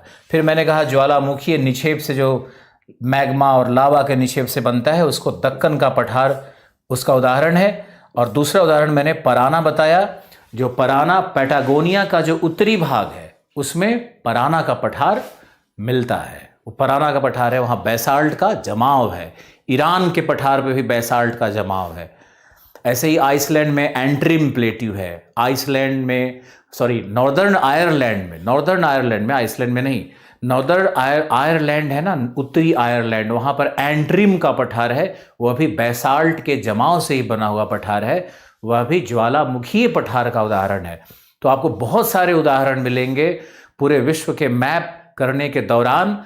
और ये सारे कॉन्सेप्ट्स हम आपको क्यों बता रहे हैं, क्योंकि अभी तो हमारा भूगोल, प्रादेशिक भूगोल, संरचनात्मक भूगोल शुरू हुआ है। अभी तो हमने ऑस्ट्रेलिया किया है, अभी हमने साउथ अमेरिका किया है। अब जब हम लोग जाएंगे बड़े बड़े कॉन्टिनेंट में, अफ्रीका में और कहीं कहीं, तो ये कॉन्सेप्ट्स आपको लेकर के जाना है आगे। Okay okay.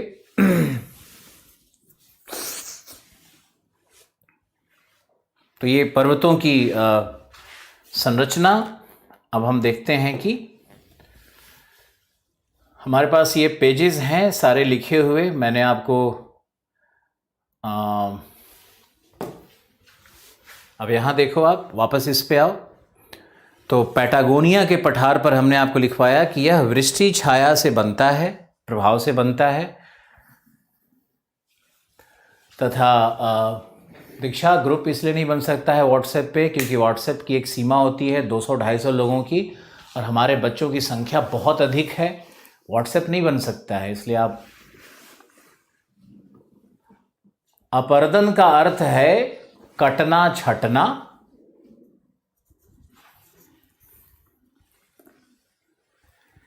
निक्षेपात्मक, अपर्दनात्मक में अंतर क्या है? निक्षेपण का मतलब है जमाव, अवसादों का जमाव। अपर्दनात्मक का अर्थ है किसी पर्वत का, किसी उच्च भाग का अपर्दन। टेलीग्राम में हमारा ग्रुप बना हुआ है, आलोक रंजन करके टेलीग्राम में ग्रुप बना हुआ है, आप उसको ज्वाइन कर लो।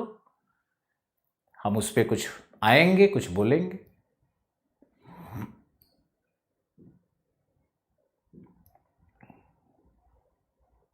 शरण जी, क्यों आप ऑनलाइन नहीं आते?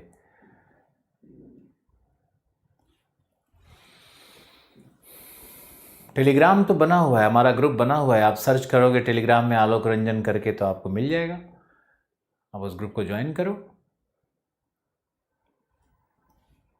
निक्षेपात्मक का अर्थ है रुचि, जहां पे अवसादों का जमाव हो। नहीं, लाइव के बाद 5 वीडियो फ्री दे देंगे। लाइव के बाद 5 वीडियो फ्री दे देंगे। करंट का मटेरियल बिल्कुल मिलेगा, बिल्कुल मिलेगा। शनिवार से आपका करंट का क्लास भी होगा और मटेरियल मिलना शुरू हो जाएगा।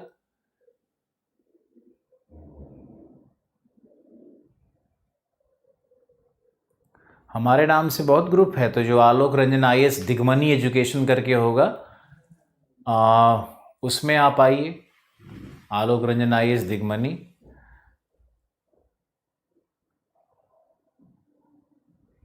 पूर्वा पवन कैसे चलता है बाद में बताए जाएंगे। मैसेंजर पर बिल्कुल हैं। करंट की टाइमिंग रहेगी 1:30 वाला। वो आपको हम टेस्ट कैसे लिया जाएगा आप चिंता मत करिए। पहला टेस्ट जब आपके पास PDF के फॉर्म में पहुंचेगा तो आप समझ जाओगे कैसे लिया जाएगा। Thank you Rajkaran. ओके, बस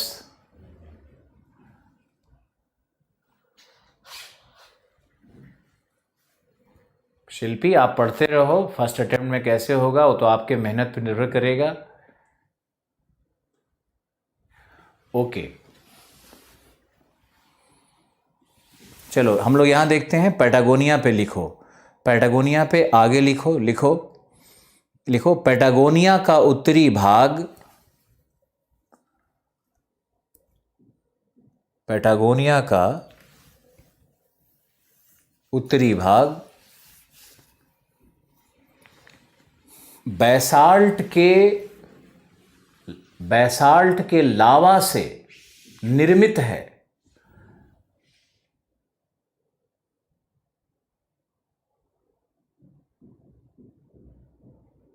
बैसाल्ट के लावा से निर्मित है,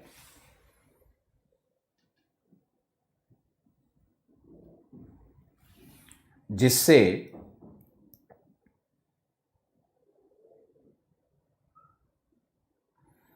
बैसाल्ट के लावा से निर्मित है जिससे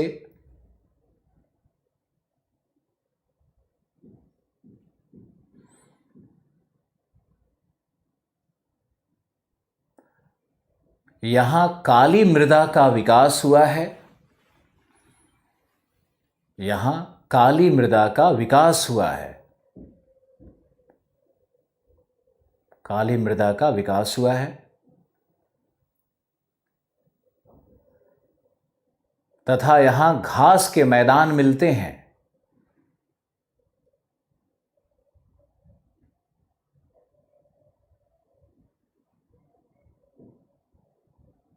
तथा यहां घास के मैदान मिलते हैं जहां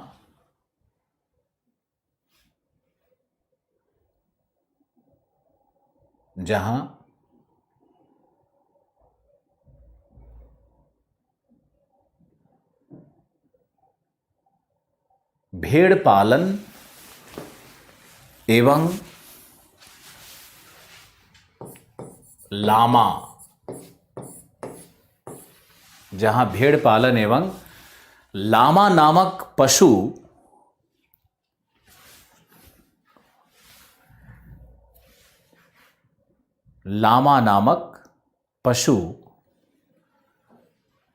का पालन किया जाता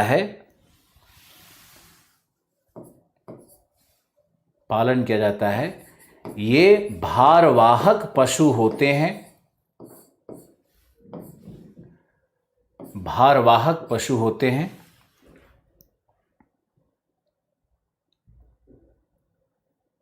ये भारवाहक पशु होते हैं तथा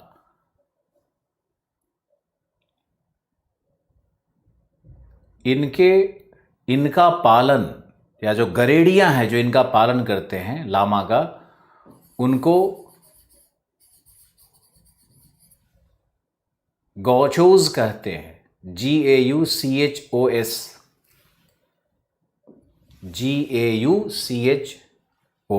उनको गौकोज कहते हैं या गौचोज कहते हैं। लोकल भाषा में उनको गौचोज कहते हैं। हम लोग यहाँ अंग्रेजी में जो पढ़ लें तो ये गौचोज हैं, जो कि लामा एक तरह का बीस्ट ऑफ बर्डन होता है। एक ऐसा पशु होता है जो भारवाहक होता है।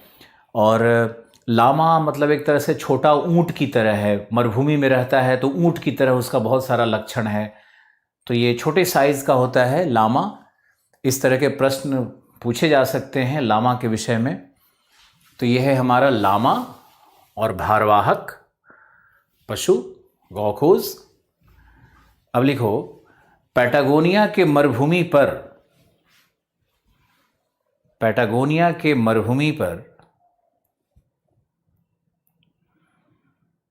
पोटाश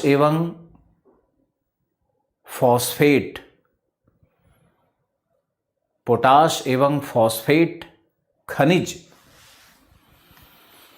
के भंडार मिलते हैं। के भंडार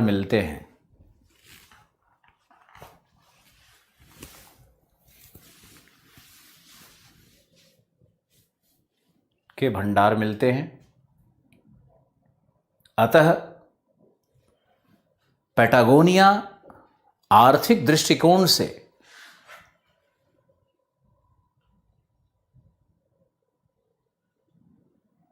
अवसाद का मतलब होता है जो कटी छटी मिट्टी है जो पहाड़ से टूट टूट करके गिरता है, उसको अवसाद कहते हैं।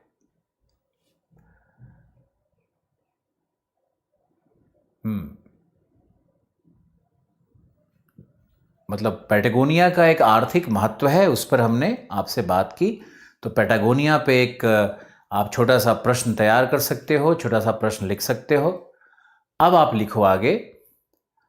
अगला हमारा जो एंडीज़ है, वो एंडीज़ का एक अंतिम पैराग्राफ लिखवाने का मन कर रहा है मेरा।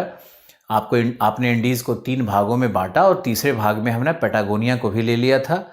अब आप लिखो कि एंडीज़ पे एक छोटा सा पैराग्राफ लिखो। एंडीज़ दुनिया का सबसे लंबा पर्वत है, ऊंचा नहीं, दुनिया का सबसे लंबा पर्वत है, लंबाई सबसे अधिक है, यानी नॉर्थ टू साउथ इसकी जो लंबाई है वो सबसे अधिक है। लिखो, यह एक नवीन वलित पर्वत का उदाहरण है, यह एक नवीन वलित पर्वत का उदाहरण है, नवीन वलित पर्वत का उदाहरण है जिसमें ज्वलंत ज्वालामुखी सर्वाधिक मिलते हैं, सर्वाधिक मिलते हैं, क्योंकि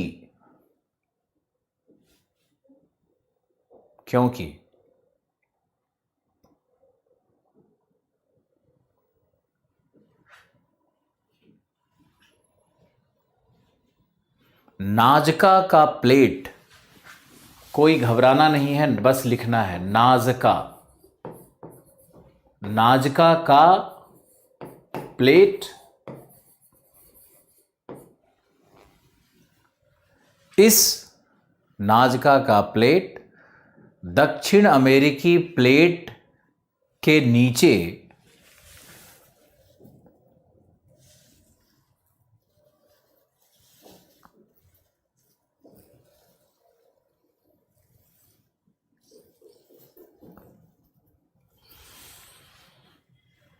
दक्षिण अमेरिकी प्लेट के नीचे छेपित हो रहा है। छेपित मतलब अंदर धंस रहा है, छेपित मतलब धंसना, अंदर जाना। अच्छे शब्द सीखिए, के नीचे छेपित हो रहा है।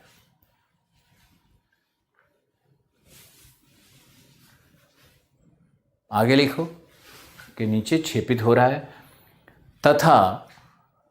तथा इस प्लेट के पिघलने से, नाजका प्लेट के पिघलने से, नाजका प्लेट के पिघलने से एंडीज में ज्वलंत ज्वालामुखी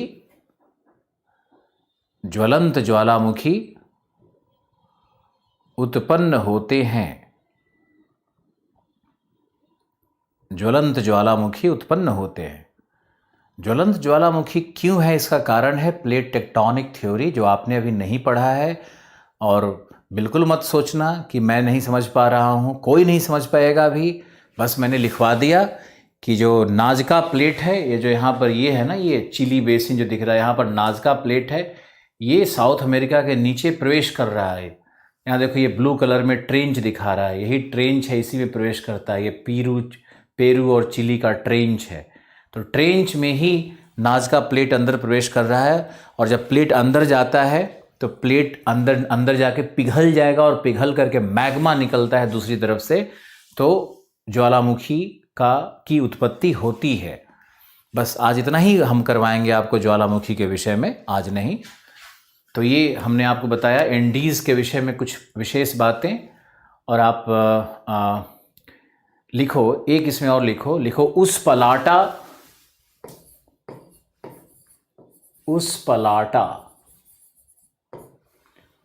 पलाटा एंडीज का एकमात्र दर्रा है। हिमालय में तो सैकड़ों दर्रे हैं, लेकिन एंडीज में एक ही दर्रा है।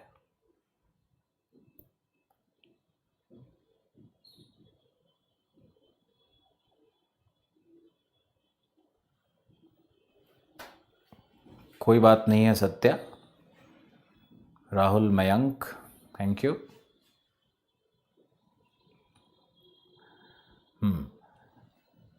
तो लिखो, एकमात्र दर्रा है जिससे होकर जिससे होकर ट्रांस एंडियन रेल मार्ग निकलती है। साउथ अमेरिका का रेल मार्ग आपको बस हिंट दे देते हैं, ट्रांस एंडियन रेल मार्ग निकलती है जो वॉलपरैसो को, पहले ये सैंटियागो से था, लेकिन सैंटियागो के बगल में जो बंदरगाह है वो वॉलपरैसो है, जो वॉलपरैसो को ब्यूनस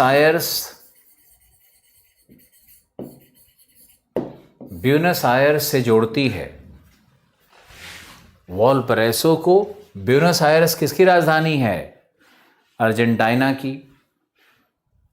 तो यहां से ये जो यहाँ पे ब्यूनस आयर्स है, तो ब्यूनस आयर्स से ये निकल करके ये ट्रेन इधर जाती है, यहाँ जुड़ती है। एकोंकागुआ के पास में ही उस पलाटा दर्रा है, आपको कोई ना कोई एटलस जरूर शो करेगा। एकोंकागुआ के पास में ही दर्रा है, यहीं से ये ट्रेन निकल करके जाती है और चिली के इस कैपिटल सिटी सैंटियागो को जोड़ती है, और अब ये वॉलपरैसो बंदरगाह को भी जोड़ती है। तो ये रेल मार्ग है, ट्रांस एंडियन रेल मार्ग, यहाँ का एक बड़ा बहुत अद्भुत चीज़ है। ट्रेन को पहाड़ पे चढ़ते हुए देखना, घाटी में उतरना, फिर निकलते हुए देखना, इंजीनियरिंग वर्क का एक बहुत सुंदर नमूना है ये। तो ये एंडीज़ के विषय में इतनी जानकारी आपके लिए थी, और शायद मेरा समय आज ख़त्म हो गया है, लेकिन कल हम साउथ अमेरिका का रिवीजन करवाएंगे और शीत मरुभूमि पे फिर से बात करेंगे। कई लोगों की शिकायत रह गई, कुछ वीडियो में प्रॉब्लम था, और साउथ अमेरिका और ऑस्ट्रेलिया को कल अच्छे से पढ़ करके आना। 2 महाद्वीपों का कल हम लोग समापन करेंगे अच्छे से, और कल ही अफ्रीका के पॉलिटिकल मैप को भी करेंगे, कल अफ्रीका का भी शुरुआत करेंगे। कल मिलते हैं आपसे 11 बजे शार्प, सॉरी 11:30 बजे शार्प, या हमारा टाइम कब तक है? 1:30 बजे तक है ना? हमारा टाइमिंग कब तक है? 1:30 तक टाइमिंग है। अभी क्या टाइम हुआ है? अभी हमारे पास समय है, हमसे भूल हो रही थी शायद, अभी हमारे पास समय है, हमारे पास आधे घंटे का समय है, क्योंकि आपको आधे घंटे का गैप मिलता है। ओके, थैंक यू अजय, हमारे पास समय है, तो हम अभी बढ़ाते हैं इसको। बहुत खुशी हुई कि समय बच रहा है, क्योंकि हम अधूरा महसूस कर रहे थे। ओके, अभी हाँ, अब देखो, तो ये हमने पैटागोनिया बनाया। अब एंडीज का हमारा वर्णन खत्म होता है। अब हम लोग चलते हैं रीजन नंबर 5।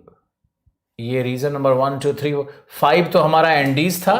अब हम लोग चलते हैं रीजन नंबर 6, और 6 में यहां पर आओ। ये बहुत ही इंटरेस्टिंग है, बहुत इंपॉर्टेंट है। रीजन नंबर 6 को पढ़ना बहुत जरूरी है। क्वेश्चंस ज़्यादातर रीजन नंबर 6 से ही पूछे जाने की संभावना बनती है। तो ये जो भाग यहाँ तुम देख रहे हो, ये जो हमने डॉट आउट कर दिया है अभी यहाँ पे, ये पूरा भाग रीजन नंबर 6 है हमारा, और ये 6 रीजन को हम लोग डिफाइन करेंगे, इसको पढ़ेंगे। ओके, रीजन नंबर 6 को आप लिखो दक्षिणी मध्य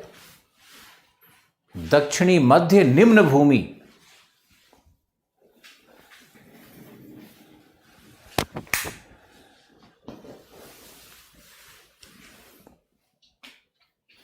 दक्षिणी मध्य निम्न भूमि।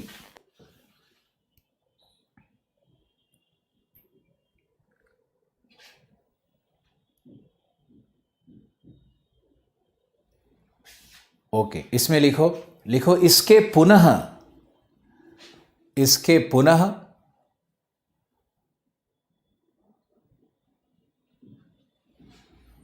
3 भाग किए जाते हैं। इसके पुनः 3 भाग किए जाते हैं। पहला, grand Chaco. Thank you Kunti, thank you so much.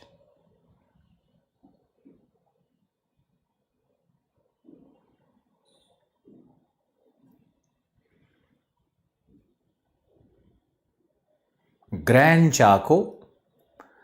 अब इस पे लिखना है ग्रैंड चाको पे, बड़ा सुंदर पारिस्थितिक वर्णन है इसका ग्रैंड चाको का। लिखो लिखो, ग्रैंड चाको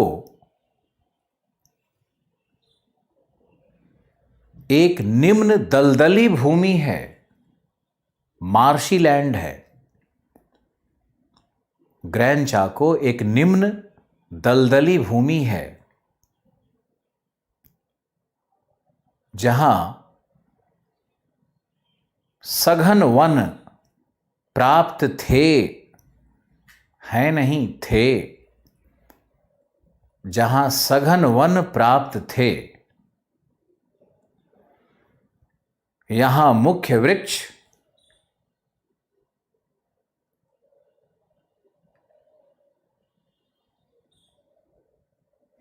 तुमसे एक प्रश्न पूछते हैं, किस वृक्ष को एक्स ब्रेकर कहा जाता है? क्लास 6 से प्रश्न पूछा मैंने। किस वृक्ष को, किस कठोर तने के वृक्ष को एक्स ब्रेकर कहा जाता है? बताओ। कुल्हाड़ी तोड़।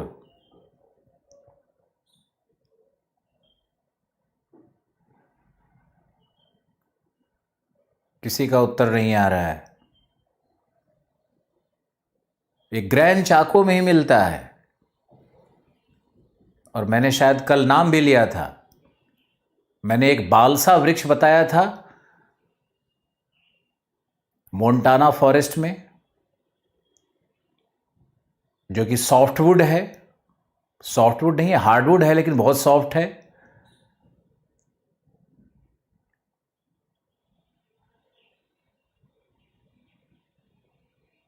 सागौन बिल्कुल गलत,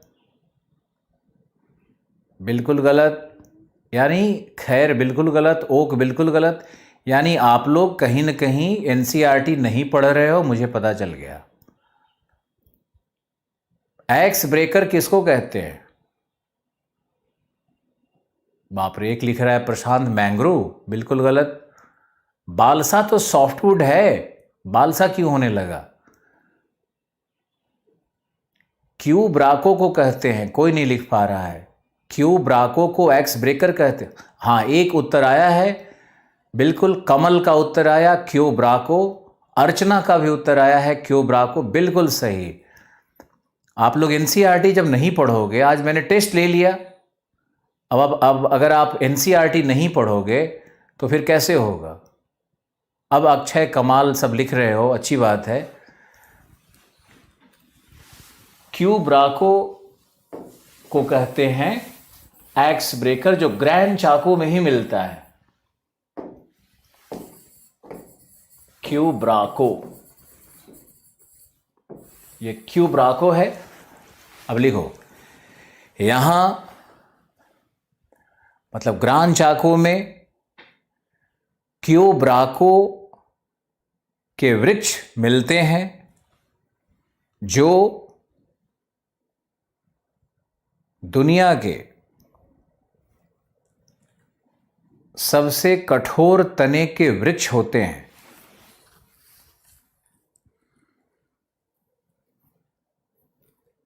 ग्रैंड चाको क्या है? दलदली भूमि है। वहां वृक्ष क्या है ग्रैंड चाको का? क्यू ब्राको, सबसे कठोर वृक्ष है जिसे कुल्हाड़ी तोड़ कहते हैं, जिसे एक्स ब्रेकर कहते हैं।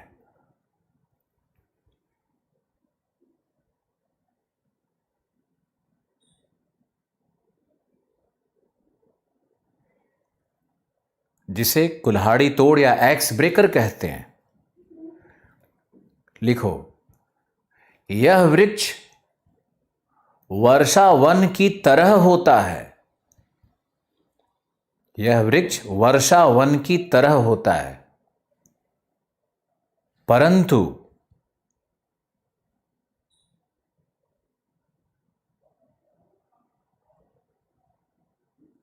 यह कम वर्षा में उत्पन्न होता है, अतः कम वर्षा में उत्पन्न होता है, अतः शुष्क वृक्ष है।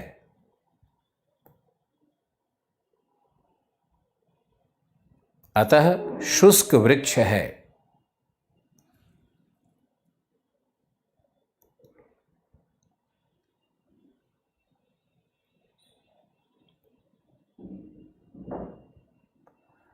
फिर लिखो, गेहूं कृषि के लिए,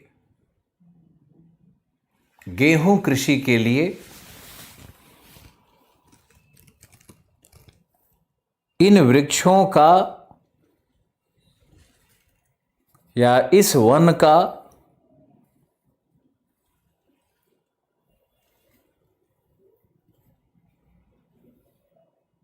का विनाश किया गया है।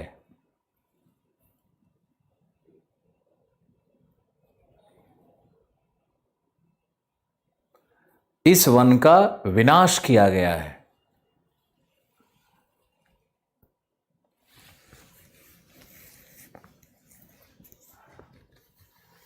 जिससे ग्रान चाको में पारिस्थितिक संकट उत्पन्न हो गया है। ग्रान चाको में पारिस्थितिक, थैंक यू जितेंद्र, पारिस्थितिक संकट उत्पन्न हो गया है।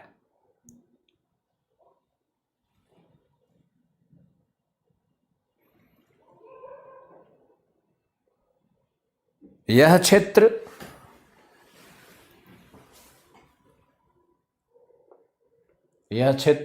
पैराग्वे,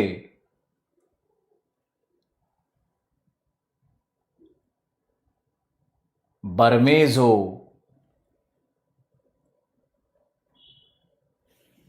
पैराग्वे, बर्मेजो, सेलाडो,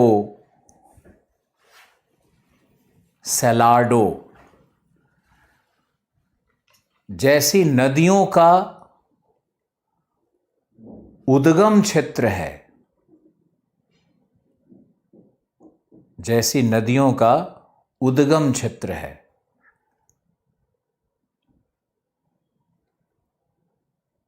नदियों का उद्गम क्षेत्र है।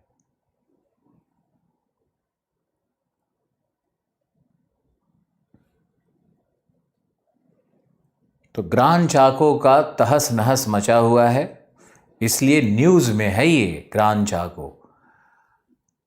अब लिखो दूसरा क्षेत्र, ग्रान चाको हो गया, उसके बाद दूसरा है, लिखो ला प्लाटा बेसिन। ला प्लाटा बेसिन।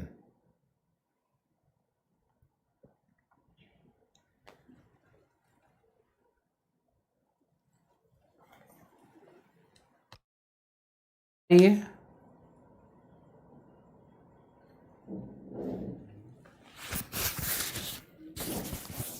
ला प्लाटा बेसिन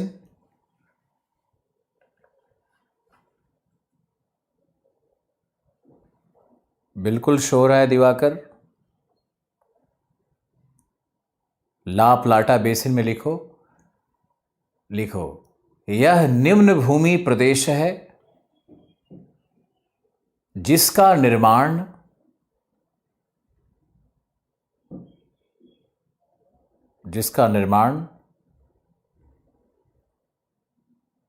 नदी घाटियों के संगम से हुआ है।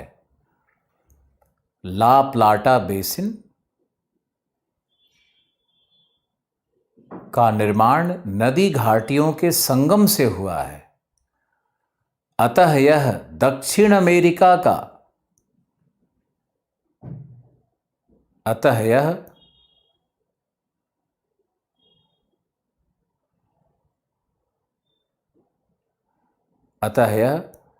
दक्षिण अमेरिका का सर्वाधिक कृषि प्रधान क्षेत्र है।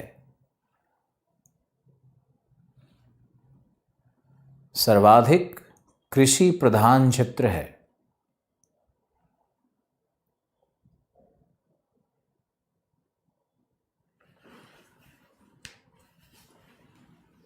इसका निर्माण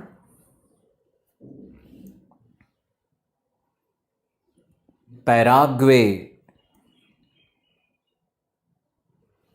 इसका निर्माण पैराग्वे, उरुग्वे, दोनों देश का भी नाम है, पैराग्वे, उरुग्वे। तो इसका निर्माण पैराग्वे, उरुग्वे,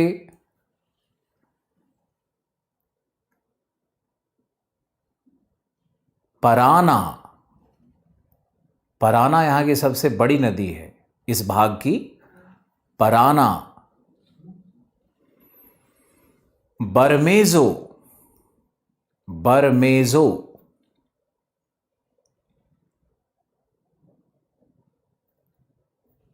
बरमेजो, नदियों के द्वारा, या सलवाडो, सलवाडो, नदियों के द्वारा हुआ है, नदियों के द्वारा हुआ है।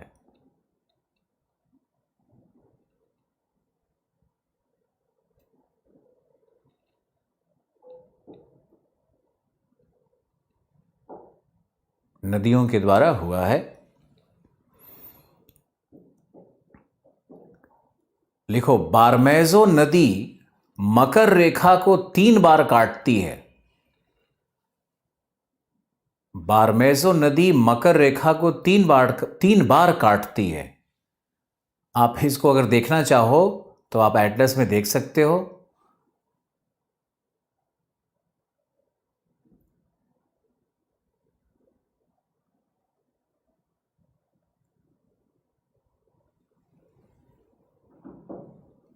बारमेजो नदी मकर रेखा को, बिल्कुल डैनियल, पूरा साउथ अमेरिका फुटबॉल और फेस्टिवल्स के लिए, कार्निवल्स के लिए जाना जाता है। यहाँ के लोग बड़े मस्त हैं, ज़िंदगी को बहुत खूबसूरती से समझते हैं। हम लोग जैसे दिन रात घिसते पिटते नहीं रहते हैं। 5 दिन 4 दिन काम करते हैं, 3 दिन उत्सव मनाते हैं, सामूहिक उत्सव मनाते हैं।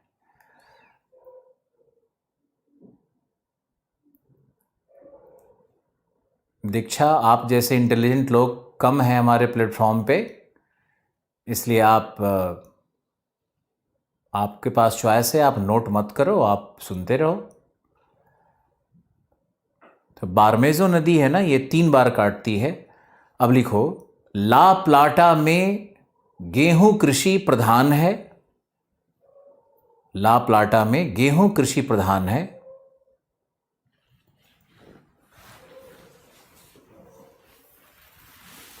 ये देखो, ये जो भाग है,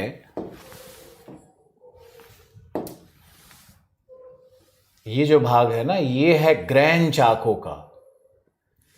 ये भाग जो हमने इस तरह से डैश कर दिया, शेडिंग कर दिया, ये है ग्रैंड चाको का। और उसके बाद जो बेसिन बचता है, ये जो बेसिन बचता है, ये मैंने ए लिखा, ये जो बी बेसिन है, यही बेसिन है तुम्हारा ला प्लाटा बेसिन कहते हैं इसको। पैराग्वे, पराना, सल्वाडो और उरुग्वे कहाँ गया? उरुग्वे इधर से देखो आ रही है, उरुग्वे, ये सब मिलकर के ये ला प्लाटा बेसिन बनाती है। तो ये हमारा बी दूसरा था। अब सी लिखो तीसरा, जो आज का अंतिम होगा, वो है पैम्पास। सी, पैम्पास क्षेत्र।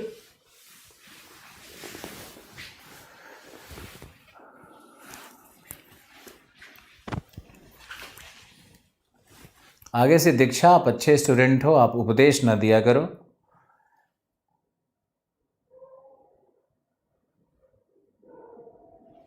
लिखो,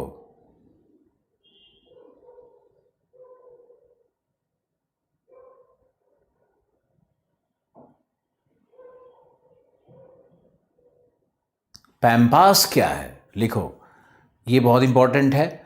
लिखो, पैम्पास समशीतोष्ण घास का मैदान है। जैसे डाउन्स था, जैसे हमने डाउन्स देखा था, वैसे ही ये भी समशीतोष्ण घास का मैदान है। पैम्पास समशीतोष्ण घास का मैदान है, जहां स्टेपी समतुल्य घास, जहां स्टेपी समतुल्य जलवायु एवं घास मिलते हैं। स्टेपी समतुल्य जलवायु एवं घास मिलते हैं, लेकिन आपको याद रखना है कि पैम्पास के जो घास होते हैं ना वो स्टेपी से बड़े होते हैं। एकदम नोट डाउन करना है इसको, लिखना है इसको कि पैम्पास के घास स्टेपी से बड़े होते हैं, लंबे होते हैं तथा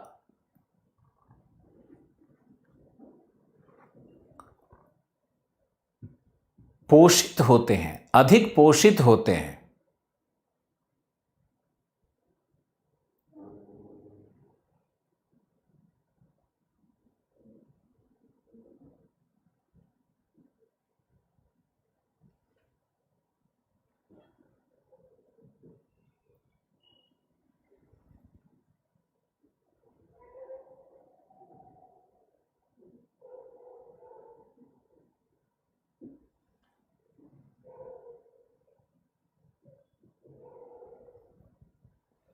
पोषित घास होते हैं। यहां काली मृदा प्राप्त होती है।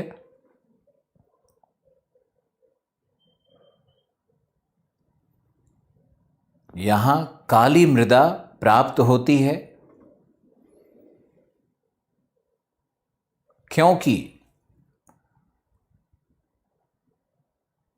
क्योंकि घास से, यही समझना है, क्योंकि घास से ह्यूमस की प्राप्ति होती है। घास से ह्यूमस की प्राप्ति होती है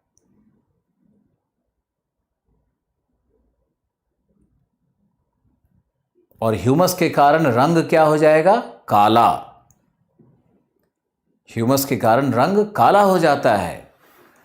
तो जहां भी घास, छोटे घास होंगे, स्टेपी घास होंगे, वहां मृदा क्या होगी? काली होगी। अब आज का एक अद्भुत लाइन सुन लो, समझ लो कि जहां भी स्टेपी जलवायु है, स्टेपी घास के मैदान है, सवाना नहीं, जहां भी स्टेपी घास के मैदान है, छोटे घास होंगे, सदाहरित घास होंगे, उन सभी घास के मैदानों की मृदा काली होती है, ब्लैक सॉइल होता है। लिखो, इस मृदा में कैल्शियम की मात्रा भी उच्च होती है, कैल्शियम एवं नाइट्रोजन की मात्रा भी उच्च होती है। इस मृदा में कैल्शियम एवं नाइट्रोजन की मात्रा भी उच्च होती है।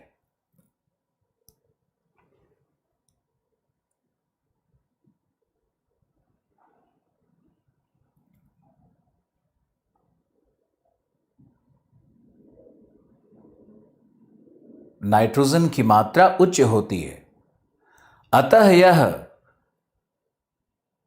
यह विश्व की सर्वाधिक उत्पादक मृदा मानी जाती है।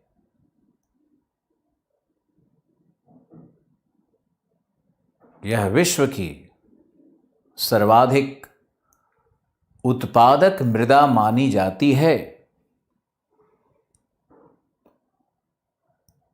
हम तो कुछ अद्भुत लिखवा रहे हैं, आप एकदम लिखते रहो। लिखो,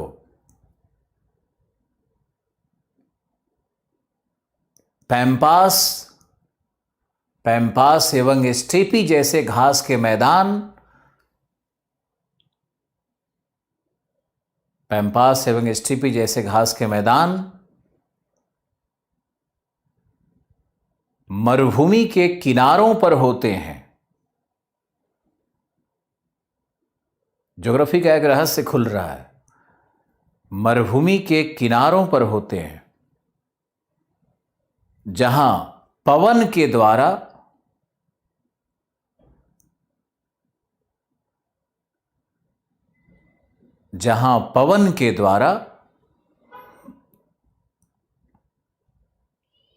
लोएस का निक्षेप होता है। पवन के द्वारा लोएस का निक्षेप होता है।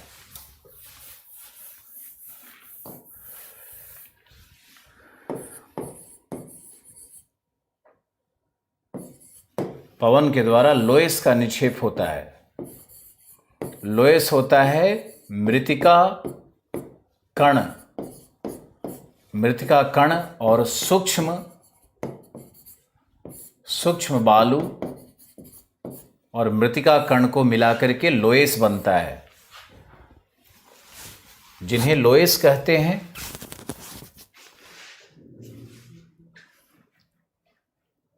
यहां पर सूक्ष्म मृतिका का निक्षेप होता है। अब इसी निक्षेप पर जब घास उगेगा तो घास में दो चीजें मिलती है। एक तो घास के मरने से, घास जब मरेगा तो उसमें क्या निकलेगा, ह्यूमस निकलेगा, और घास जो है वो नाइट्रोजन का भी फिक्सेशन कर देता है। वैसे आप जानते हो दलहन के द्वारा होता है, लेकिन यहाँ जो पैम्पास में घास है, स्टेपी में घास है, वो नाइट्रोजन का भी फिक्सेशन करता है मृदा में। तो ये जो मृदा बनती है, इसमें क्या क्या मिल रहा है? इसमें सबसे पहले मिल रहा है कि यह लोएस या क्ले से बना हुआ है। ये लोएस और क्ले से बना हुआ है। तो इस स्टेपी की जो मृदा होती है, या पैम्पास की जो मृदा होती है, या डाउन्स की जो मृदा होती है, आप जो भी नाम से कह लो, सब एक ही है लगभग, या समशीतोष्ण कटिबंधीय घास के मैदान की जो मृदा होती है, उसमें लोएस होगा, प्लस उसमें कैल्शियम होगा जो घास से मिलता है, प्लस उसमें ह्यूमस होगा, और ह्यूमस के कारण ही रंग क्या हो जाएगा, काला रंग हो जाता है मृदा का। कैल्शियम होगा, ह्यूमस। कैल्शियम क्या है? कैल्शियम एक प्रकार का लवण है, और साथ में नाइट्रोजन N भी मिलेगा। तो अगर किसी मृदा में नाइट्रोजन हो, ह्यूमस हो, कैल्शियम हो और लोएस की मात्रा हो, तो यह मृदा बहुत ही उपजाऊ मृदा होती है। इसीलिए विश्व में जहाँ भी स्टेपी मृदा है, जहाँ भी पैम्पास मृदा है, जहाँ भी डाउन्स है, जहाँ भी पुस्टाज है, जहाँ भी कैंटेबरी प्लेन्स है, ये सब नाम हैं स्टेपी घास के ही, स्टेपी मैदान के ही अलग अलग भागों में अलग अलग नाम है। जहाँ प्रेरी मृदा है, तो ये सारे मृदा लगभग एक जैसे हैं, थोड़ा बहुत अंतर होता है, वो आपको नहीं जानना है, ये सब एक है। और ये सभी जहाँ भी होंगे वहाँ पर मृदा का स्वरूप क्या होगा, काला होगा, उसमें ह्यूमस होगा, उसमें नाइट्रोजन होगा, उसमें कैल्शियम की मात्रा होगी, और नमी अगर मिले और मॉइस्चर अगर मिले तो वह गेहूं उत्पादन का बड़ा केंद्र बनता है। यानी bread basket of the world क्या है, ग्रैनरीज ऑफ द वर्ल्ड क्या है, आपने ये शब्द सुना होगा। विश्व का अन्नागार क्या है?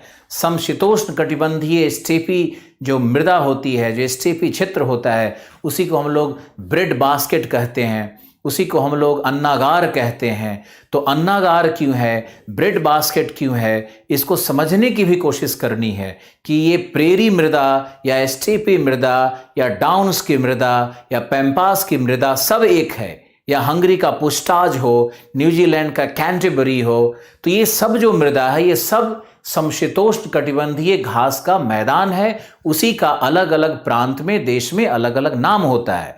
और वहां पे मृदा क्या होगी, काली मृदा होगी सभी जगह। उस मृदा में गुण क्या होंगे, लक्षण क्या होंगे, मैंने आपको आज बताया, आपको ध्यान रखना है। अगर आप ऑस्ट्रेलिया के डाउन्स में भी जाओगे तो आप देखोगे कि वहां भी मरुभूमि थी, और मरुभूमि से जब वायु चलती होगी तो उसका निक्षेप होता है दूसरी तरफ, तो वहां भी डाउन्स का भी वही लगभग स्वरूप है, पैम्पास का भी वही लगभग स्वरूप है। और हम लोग अमेरिका में जब प्रेरी पढ़ेंगे, यूरोप में जब हम स्टेपी पढ़ेंगे, यूक्रेन और रसिया में जब हम जाएंगे, जब हम लोग जाएंगे चाइना के अंदर में, तो वहाँ भी जो चाइना में जो मंचूरियन प्लेन्स है, न्यूजीलैंड में कैंटरबरी प्लेन्स है, ये सारे के सारे जो मृदा होंगे, जो जलवायु होगा, उसका लगभग एक ही दशा होता है। और इसके पीछे वैज्ञानिक कारण होते हैं। सब जगह गेहूं उत्पादन का क्षेत्र बनेगा, घास का मैदान है तो पशुपालन बेहतर होगा। जैसे ऑस्ट्रेलिया में भेड़ पालन बहुत अच्छा था, यहाँ पैम्पास में भी भेड़ पालन है और पशुपालन भी यहाँ पर है। ऑस्ट्रेलिया की तरह ही सारा कैरेक्टर होगा। जो आपने डाउन्स में सीखा वही लगभग पैम्पास में होता है, क्योंकि similar geographical conditions leads to similar mode of life. ये कहा जाता है कि जहाँ पर भौगोलिक दशाएं एक जैसी होंगी, वहाँ पर जीवन पद्धति, आर्थिक पद्धति, ये सब एक, इवन संस्कृतियाँ भी एक जैसी हो जाती है। तो ये आपको अभी कल इसका हम और विशेष रूप दिखाएंगे। आशा है कि आप आज क्लास से लाभान्वित होंगे। शायद जो आप कल मुझे बताना कि क्या शीत मरुभूमि के ऊपर में वीडियो मिला या नहीं मिला, हम उस बात को रिपीट करेंगे। आपका नुकसान नहीं होना चाहिए। आज के लिए बहुत बहुत धन्यवाद। Thank you so much. कल मिलते हैं और आपसे विदा लेते हैं। Thank you. Take care. Bye bye. Have a nice day.